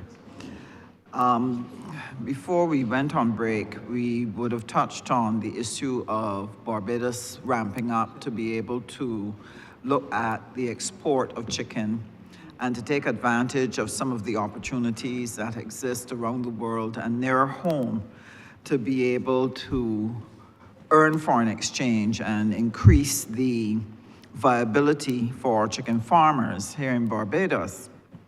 And in your response, Minister, you spoke about the necessary conditions that need to exist in order for us to succeed. And you'd spoken about the expansion of access to good poultry feed at a reasonable price. And you also spoke about the fact that Barbados needs to be able to meet the sanitary and phytosanitary requirements in some of the markets that we're interested in, and also the issue of labs, having the labs. I'm just wondering if you could expand on the issue of the labs, what it is you're doing, and anything else that is needed to get us export ready, as well as you spoke about speaking to the farmers. It seems to me that if we're going to be successful in the export of any of our products, that we have to be training our farmers in relation to standards. We have to be training the people in the agro-processing space about standards, the issue of meeting certain requirements, the consistency of supply, the consistency in the quality of the product if we're going to be successful. So I would like to hear what are the plans of the ministry for the issue of the labs, the SPS, and helping the industry to improve its performance to meet these standards so that we can be successful in export of our agricultural produce. Thank you, Honourable Member. Well, there are two labs, actually, that we are working on in this financial year. The Veterinary Services and the Government Analytical Services lab. Both are represented here, so what I would do, I would ask Dr. Trotman to speak to the lab at Vet Services, and Mr. Beckles from Gas to speak to what is happening there at the lab. But in terms of the export of poultry, you do well know that we've already passed 2 pieces of legislation to facilitate that and to bring about the standards that are required. The third piece of legislation to complete the SPS measures is the food safety, which is, we have had consultations with the stakeholders. We've had consultations with the Ministry of Health. We've had consultations with all the other ministries involved so that we can harmonize right across all ministries what is happening. and to equally make sure that when the legislation is passed, it doesn't create a hindrance to the stakeholders who are involved. So we took feedback from the supermarkets, for example, people who are involved in food production, etc. Once the legislation is completed, passed, and then we have the regulations in place, then it starts to speak to the standards that we have to uphold in order for us to be able to adapt the SPS measures properly, and then to be able then to look at how we can look at markets where poultry then can be exported. But as I said earlier, we have done some work with the cruise ships, and that is, for me, low-hanging fruit, and that is where I want us to continue focusing. I would let Dr. Trotman speak about the lab, what is happening, and I will also ask Mr. Beckles after him to speak. Dr. Trotman. Thank you very much, Minister. Good morning, Mark Trotman, Chief Veterinary Officer. As far as the veterinary services laboratory is concerned, we've had a bit of a setback, but we are now trying to get back operational, contracting an engineer to as I probably made clear to you previously, the existing laboratory is not fit for purpose, and it needs to be significantly improved at the very least. And that's what we're doing right now.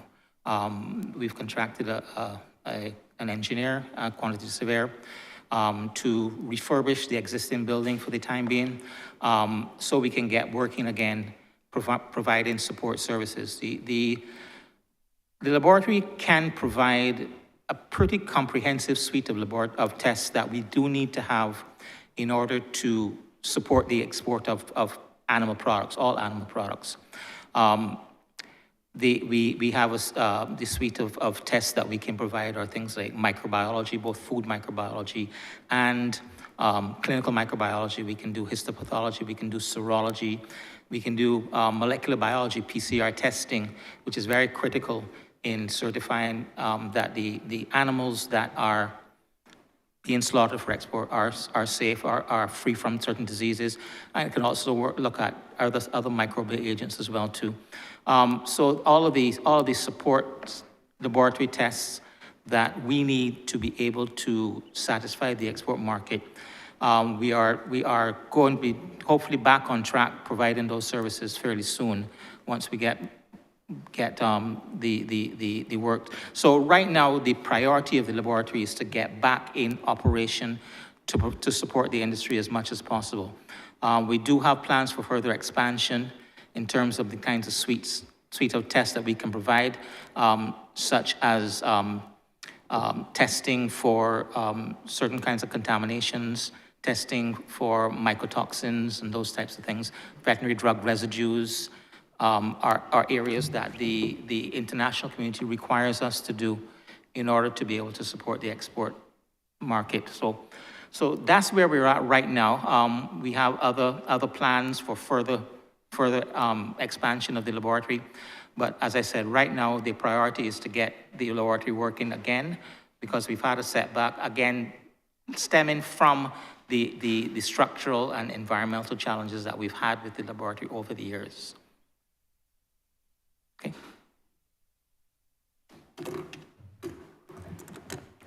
Good afternoon, Philip Beckles, Scientific Officer and Head of Microbiology at Analytical Services. GAS basically has a focus on two main areas. One is strengthening our capacity currently and also dealing with some institutional issues. Specifically, we're working with ICA to strengthen our quality management system, as accreditation is going to be a requirement for poultry export.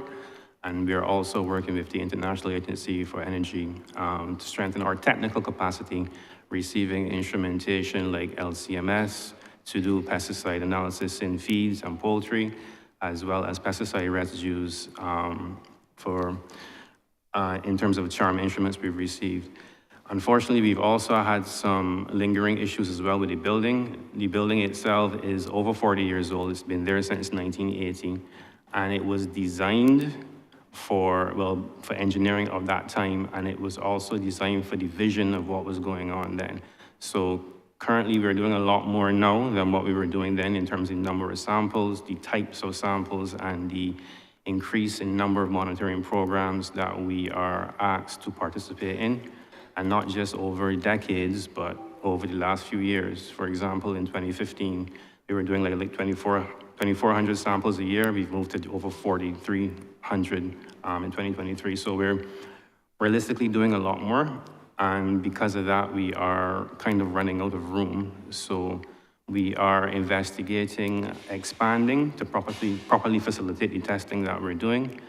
And we anticipate that this expansion will include an improved microbiological wing to for molecular biology, some of the areas for which Dr. Shropman was just speaking as well, sample receipt area, lifts, loading bays, and some of these issues, because as it stands, when equipment comes to the laboratory, there's no facility for actually getting it in. So we need to create a facility that actually allows for heavy equipment and specific equipment to be brought in. So that is the plans going forward to assist with the poultry sector. But the current situation is that we have a poorly functioning air conditioning system. So it requires it has a number of issues. It's poorly insulated, and one of the tool chillers is not working. So the issue is that is an issue not only for workers, but also for some of the instruments, as some of the instruments can be sensitive to changes in temperature and humidity. So we're actually addressing these issues has become a priority, which requires an air conditioner overhaul, which means the panels will have to come off the roof, chillers will have to be replaced, and the staff will have to be temporarily relocated. We have identified an area, the NSI lab, which is to be retrofitted for us to continue to do what we do there while the air conditioner retrofitting is going on. So we currently are still analyzing samples, and we're trying to find ways to continue that once the AC is being dealt with. Thank you. Okay, thank you very much. Another area that I consider to be of great national importance is the issue of the care program, backyard program for the ordinary citizen. As an MP, I can tell you that one of the challenges that I have faced when I wanted to start urban gardening in St. James South was to discover that a lot of our households no longer eat the carrots and the beets and the sweet potatoes and things of that nature. That we have now created a population in Barbados that prefers macaroni pie and chips and things of that nature. And so we have the problem of NCDs, which I no doubt you'll hear more about that later. But for me, it was of great personal concern, because in order for us to build food security, we have to be able to eat that which we grow. And we have a dysfunction now between what the citizen prefers to eat and what they need to eat in order to remain healthy. Therefore, I was excited by the prospect of the CARE program, providing households with the opportunity to be able to grow some of that food that they really, really need. So I would love to have an update from the ministry on where we are with that program, what it will do, what it will offer to the citizens, and if he could possibly project into the future and tell me how soon he thinks we can start it. Minister? Thank you, Honourable Member. Project CARE is one that I also have deep, deep passion for, simply because this is a project that was conceptualized in the ministry during the COVID shutdown period. And what we were looking at is how we can get people utilizing their time during the shutdown to stay within the curtilage and at the same time do something useful rather than sit in the house all day long. So we came up with Community Agriculture Response for Enfranchisement, and acronym is CARE. Project CARE started with us giving out baby chicks to people who were in need, so that right across Barbados, we were able to share with people who were either unemployed, or at the lower end of the poverty ladder. And what we did was to procure baby chicks from the hatcheries, and those were distributed to people. We did well over 10,000 at the time. And then we started to look at how we could engage corporate Barbados. And that is when Massey came on board with us as well to help provide things like seedlings, seeds. And we also then looked at how we can incorporate the service clubs. We did have a meeting to that effect to incorporate the service clubs as well. And we then spoke with the former Director General of ICA, Dr. Chelston Bradford, to develop a model type of a aquaponic small farm that allows for us to grow tilapia and vegetables as well at the same time. This project I want to see moving. It is chaired by our colleague, the Honourable Member for St. Michael East. And what I want to do this year is to get that project moving where we would distribute the 10 aquaponic farms per constituency and ramp up from there so that those people who are unemployed or those people who like home gardening or community farming can participate. The cost of that is set at $1.5 million, I think it is. And we have before the cabinet a paper which is speaking to how we can get the funds to get that project going. And once cabinet grants its approval, then we're going to roll out that project to include the aquaponic farms, and then we will engage people also to construct small coops that can hold approximately 15, 20 baby chicks so that people can also have some baby chicks as well, and continue then to work with those communities similar to the one in your constituency. And I think your project is a model that we can follow so that people can also come out in the various communities and participate. The allotment gardens as well, in the paper that is before cabinet, it speaks to the allotment gardens. And we're looking at Pine Basin, and we're also looking at how we can incorporate the schools as well. So then that you have the schools participating. You do know that we now have in our possession 50 shade houses or greenhouses that came in from Guyana. And those are also in that cabinet paper. And once those are rolled out across Barbados, then you would see a ramp up of Project CARE, as well as seeing us then moving agriculture back into the schools. I also wanted to commend you on the enrollment of, I believe, Master Gardeners.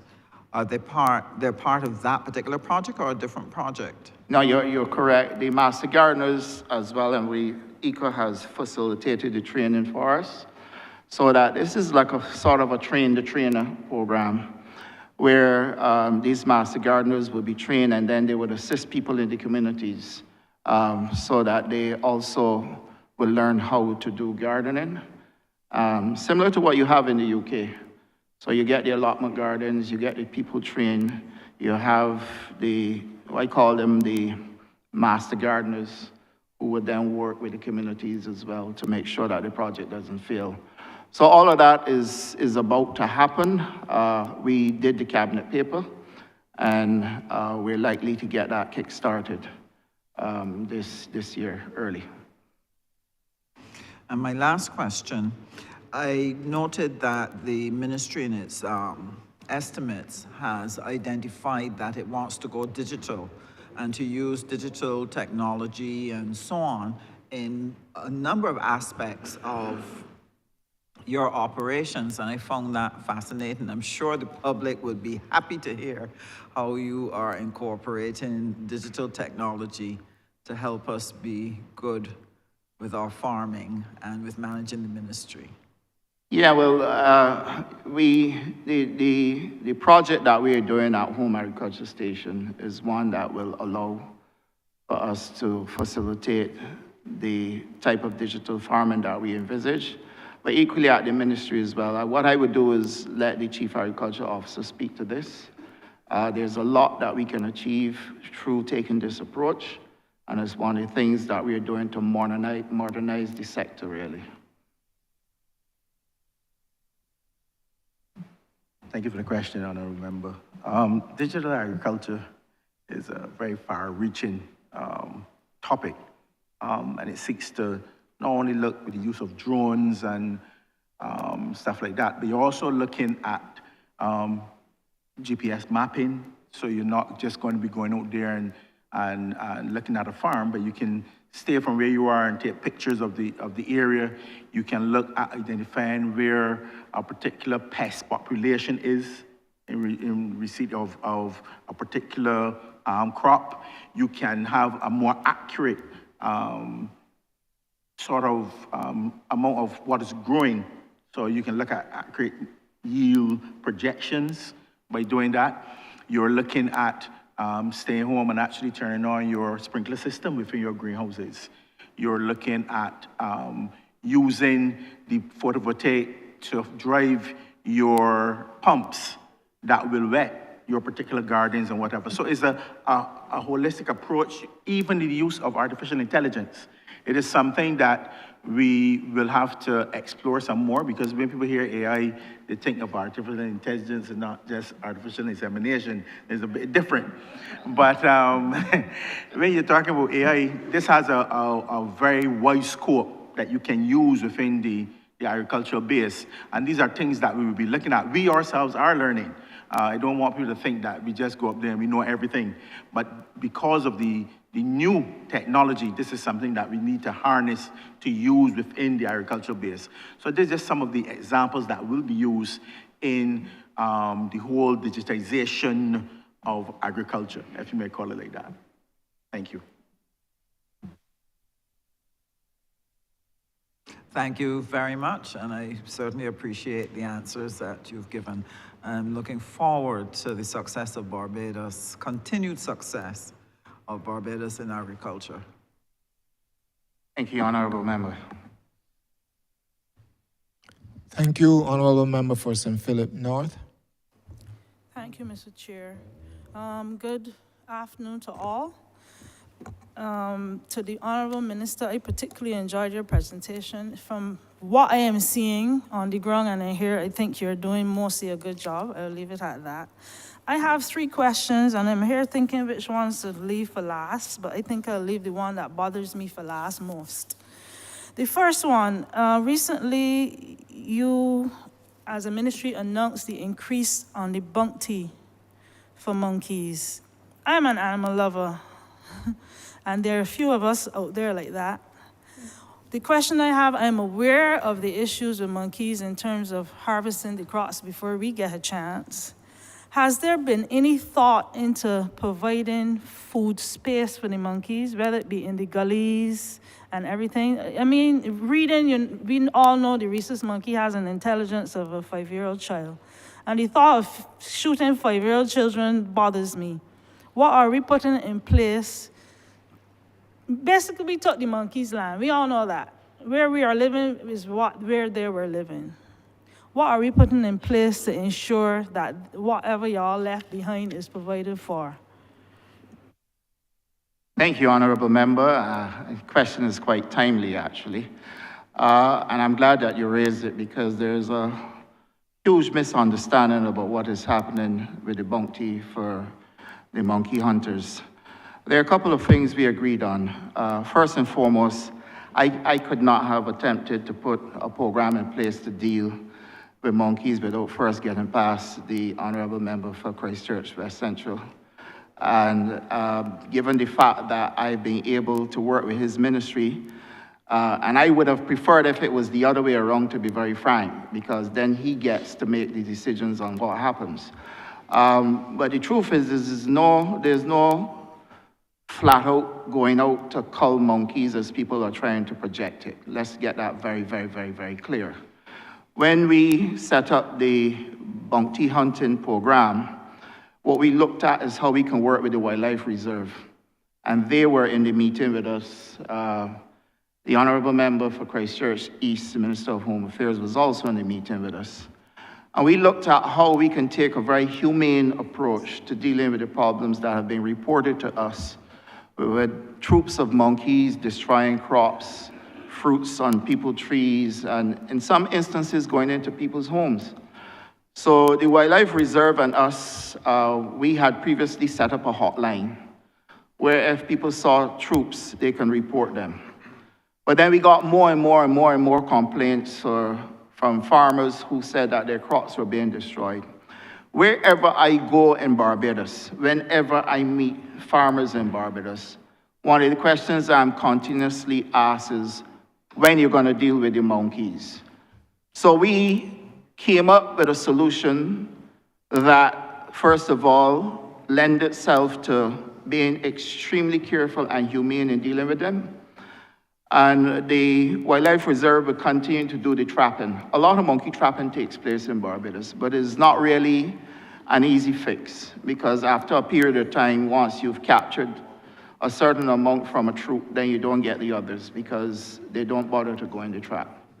And then the other thing we looked at is how we can then get the hunters who are already out there, and they've been out there long before all of us who came in 2018. And those hunters have to pay for equipment, for ammunition, everything. And they have made a request to help us deal with this problem if they can get an increase in the bounty. So we gave them really what is pretty much a $5 increase, because the bounty was $15, then it went to $20, and now it's $25. And they have been told in no uncertain terms that when they are going out hunting, it must be done in accordance to what we have agreed on, and we set up a set of protocols. For example, they can't hunt monkeys in gullies. So the monkeys in gullies are pretty much safe. They're not supposed to go in gullies like Welchman Hall Gully, etc., and that is written in the paper that we presented as well. They are not supposed to go in neighborhoods loosely and cull monkeys either. This has to be a very controlled, well-organized thing. But certainly on farms where crops are planted, and certainly in areas where there are fruit trees, where there are orchards, etc., they will go in an organized fashion to do either the capturing or the culling.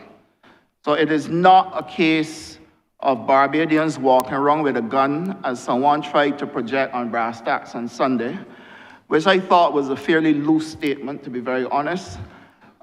We don't have people walking around loosely shooting monkeys, so that is a no-no. And the person that did it with extreme wickedness, because clearly that person has an interest in monkeys for their own commercial activity. But you have farmers who are losing crops, and that is their commercial activity as well. So how do we balance the two? And if a person seeks to convey the impression that people are loosely going around shooting monkeys, even to convey that impression to the world, to the Barbados Police Service, is a very sinister act, because that is not what is happening, and it ought not to have happened the way the person conveyed it. And I make absolutely no apologies for saying that we have respected all the people who came to us to give their opinion about how we should handle this, and we ended up with a final project that allows for us to bring control to the situation that is taking place with monkey troops going all across Barbados, and people have been complaining to us. At the end of the day, our constituents are Barbadians. Barbadians that repose their trust and confidence in us to do right.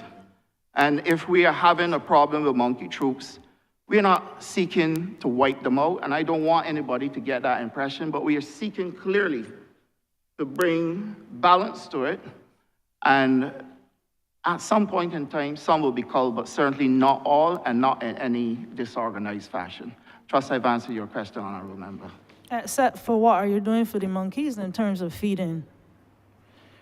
The Ministry of Environment is returning to planting fruit trees in the gullies. And there's a project that they're currently working on. The project is already in place. So that is the reason why we're not doing any capturing or culling in the gully spaces, because they're planting fruit trees. They have a trees project that will allow for us to get more fruit trees and for the monkeys to be able to find food. Thank you very much. I feel a lot more comforted after your intervention there. The second question I had is not really so much a question, but if you choose to answer, because I want to get to the crux of the matter, with respect to pesticides and the control of pesticides. I had applauded you. Yes, you put the containers in the fields and so on, but how do you, and this is for my own education, how do we control pesticides effectively? Many of you would have seen my Facebook post. I say 6 + 8 dogs to gramoxide poisoning in 2 days. How efficient is the Ministry of Agriculture's control of pesticides in terms of who is allowed to buy them and so on? Honourable Member, thanks again. That's an extremely good question. We had prepared a cabinet paper to look at the controlled use of pesticides. And we had also gone as far as looking at how certain types we would actually recommend banning. There is a project within the ministry that is being managed by the registrar or deputy registrar of pesticides. And the board basically is looking at an overall program. What you saw at River when we did the launch was only part of a whole program. And then since then, we have put out some PSAs on radio telling people how to use pesticides and what they're supposed to do. After using the pesticides, how you dispose of the containers and things like that. It also spoke to how pesticides can harm and why one has to be careful. The Chief Agriculture Officer can speak to this project and give you more details in terms of the use of pesticides, but I would like to hear more about how the dogs were poisoned with gramoxone, because I'd like to see what is happening there, and if we need to intervene, then we will. Thank you for your question, Honourable Member. The whole idea of pesticides, as any AIDS, as you know, so anything it kills is there to kill. How do you adequately go about making sure that persons do what they should? Now, it starts with your application. So we don't just, persons not allowed to just bring chemicals into use. But you always know that there's somebody who's willing to take a chance. We have no control over that. But chemicals, or if somebody wants to bring a particular pesticide, it is brought in. We look at the whole pesticide. How does it move in water? What is it supposed to do? How does it, would it damage animals, including frogs, not just dogs and whatever, any type of animal. And based on that, we will do a write-up and say, well, yes, this is allowed for this particular crop under these conditions. Now, very often, you know, Barbadians like this thing that once it can kill a particular pest, they can abuse it to the sense that if 1 teaspoonful is good, 3 teaspoonful is better. And that is something that we've tried to make sure that we get people to understand that you stick to the right rate, because using incorrect rates not only damages the environment, but it also lends to what we call resistance to the particular chemical.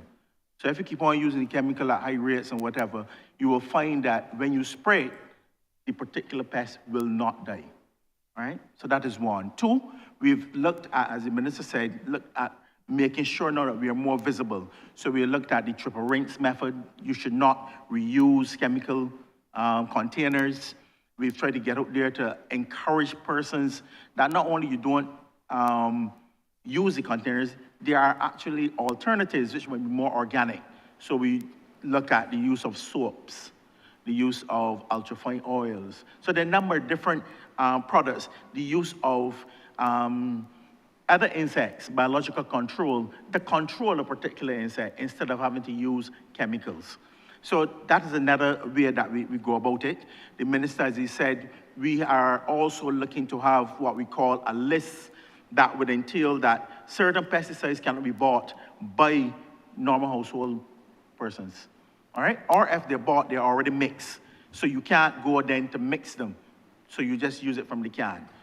And the other area that we are very interested in is actually now that to spray a pesticide, be it on a farm or whatever, you will have to be trained. Okay, so it's no longer that you can just pick at somebody and say, okay, hey, fella, come and spray my ground for me. That unless you have a certification that you know how to mix the chemical properly, you know how to dress properly, you're not in Elsa Clench. So some person still go and still in Elsa Clench, you know? It's not like that. So those are the things that we are now looking to introduce. So hopefully, as the time goes on, we will have more of these being introduced, but it's going to be buttressed by a really good PR program, because we have found that you can't just introduce things without alerting persons or giving them the knowledge that these things will be introduced. Thank you. Thank you, Mr. Chair. The final question, or I'm pleading here now. I came from St. Philip North, St. Philip on the whole, with a heavy burden on my shoulders, not only for myself, but several of the residents. And you would know St. Philip North is a large farming area. I am used, and I'm going to talk about me first. I am used to paying X amount of land tax every year for the last umpteen years. I opened my land tax bill last year and almost had a seizure. It moved from $3,300 roughly to $8,300. I called my neighbors who are also farmers, some of them, one of them moved from $475 to $4,512, and they are legitimate farmers. I remember I have 25 broilers, 6 layers, 5 lettuce in the ground, lots of coconut trees and a few fruit trees. I do not make a profit off of any agricultural business. My neighbors, however, that's their livelihood. The incentive, this is something that needs to be looked at. This does not lend well to incentivizing farmers to do what I personally feel it was a mistake. I went because I don't want to throw around what little weight I have. But I went like a normal citizen and made the relevant calls, one of which was not the prettiest. I was treated so badly, but anyway, that's another thing. And some of my neighbors are adamant that they're not paying the land tax. I have started to pay, but God knows $8,000, that's more than I'm making here today, this month. I think that needs to be looked at if you're going to right now I am being, I think from my calculations, being taxed for non-residential property. I live there with my 3 dogs that still living, that I bought. I have pleaded with the minister responsible in finance. I really got nowhere, so I'm asking you to kindly speak to your cabinet colleagues, land tax department, I don't really care, brass, something, because people are suffering with these rates. I am aware, one of the residents, this is not in my area, but one of my friends, his move from 900 to 1,200, not agricultural at all, but that's just on an aside. And as far as I'm aware, land tax was supposed to decrease. I don't know if you have a comment, but this is the only place I can find to bring it up in the public sphere, and I'm waiting to hear if other members of the public have the same issues. Well, what I can say to you that is a matter that has taken me by complete surprise. So therefore, I know that you mentioned you did speak to the relevant minister, and I will have a similar conversation on the matter. I do not think that it is anything that can be resolved. We came to government to govern. We came to this place to make sure we are doing what is right by people. There may very well be a good explanation. What I will do is ask Mr. Connolly to comment if he knows anything about what is taking place there. But equally, I'm prepared to address the issue. And all I can do at this point in time is ask you to hold. Let me get to the bottom of it. Let's find out what is happening. And if it is something that needs a fix, then I will make the necessary recommendation. Honourable Minister, that question really should reside in the Ministry of Finance. And Point of order, therefore, by the way, Mr. Chair. and honourable member, let me finish. No. That question predominantly resides with the Ministry of Finance, which is not in the well right now. And any further comments should be, I think the matter should be picked up directly with the ministry. Can I comment, Mr. Chair? Sure. I have tried to bring up with the relevant ministry. Part of it is because they're perceiving it as agricultural land. And as far as I'm concerned, this is the Ministry of Agriculture. So in my mind, I have a right to bring it up here. The minister was quite right in saying he will find out and investigate for me. So I beg to differ on your opinion. I have even gone to the Ministry of Agriculture to look about rebates. So it does belong in part to the Ministry of Agriculture. Yes, Honourable Minister, it's not my opinion. It's at the end of the day, it's what the chair has ruled. And I have said to you, Honourable Member, that the matter can be referred and directed to the Ministry of Finance, the relevant minister. I understand what you're saying, but it is inappropriate. We ruled similarly yesterday, and we have to be consistent with our ruling. Thank you. Well, I wait with bated breath to see the Ministry of Finance in that well. I pray and wait.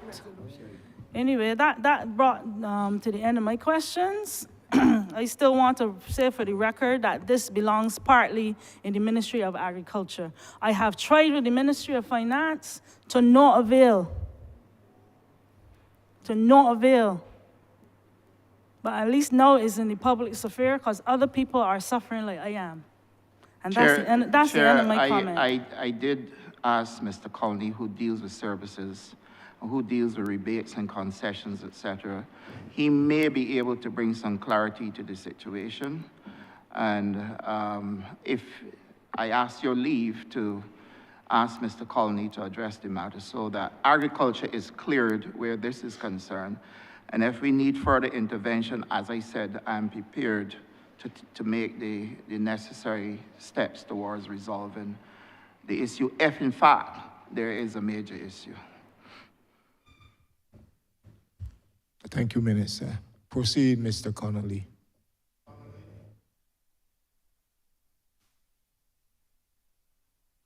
Arlie Connolly, officer in charge of Extension Services. The land tax rebate is one that we offer through the Extension Services unit. We basically prepare a letter indicating that the person is a farmer and that the land is in agriculture. It must be a minimum of a quarter acre. And we did all that we had to do from our end as the Ministry of Agriculture. There are times that we prepare letters and for some reason BRA do their own thing and will say no to farmers that are legitimately farming on 4, 5, even 2 acres of land. So I will have to say that that matter is out of my hand and rests with the BRA and finance. Thank you, Mr. Connolly. That's all, Mr. Chair.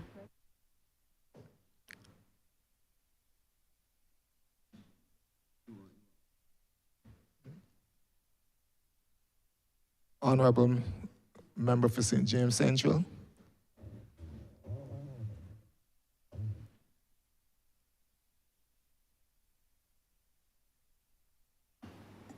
Mr. Chairman, I beg to move that you do now report progress to His Honour the Speaker and ask for leave to sit again.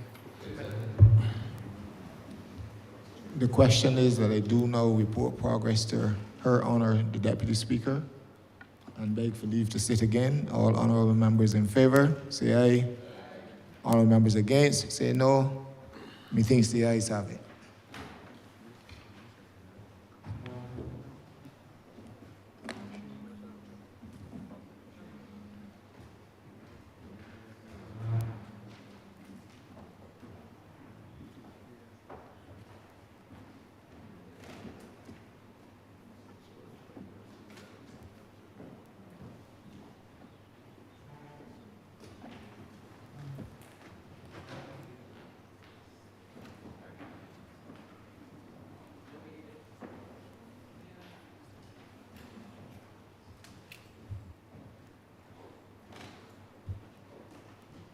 Members, our chairman has reported progress and has asked to leave again. Madam Deputy Speaker, I beg to move that the House be now suspended for lunch until 2:15.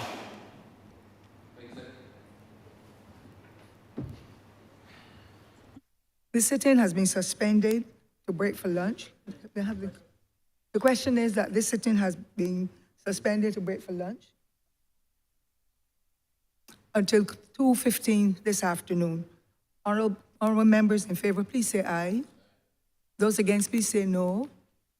You think the ayes have it. This session is now suspended until 2:15 p.m.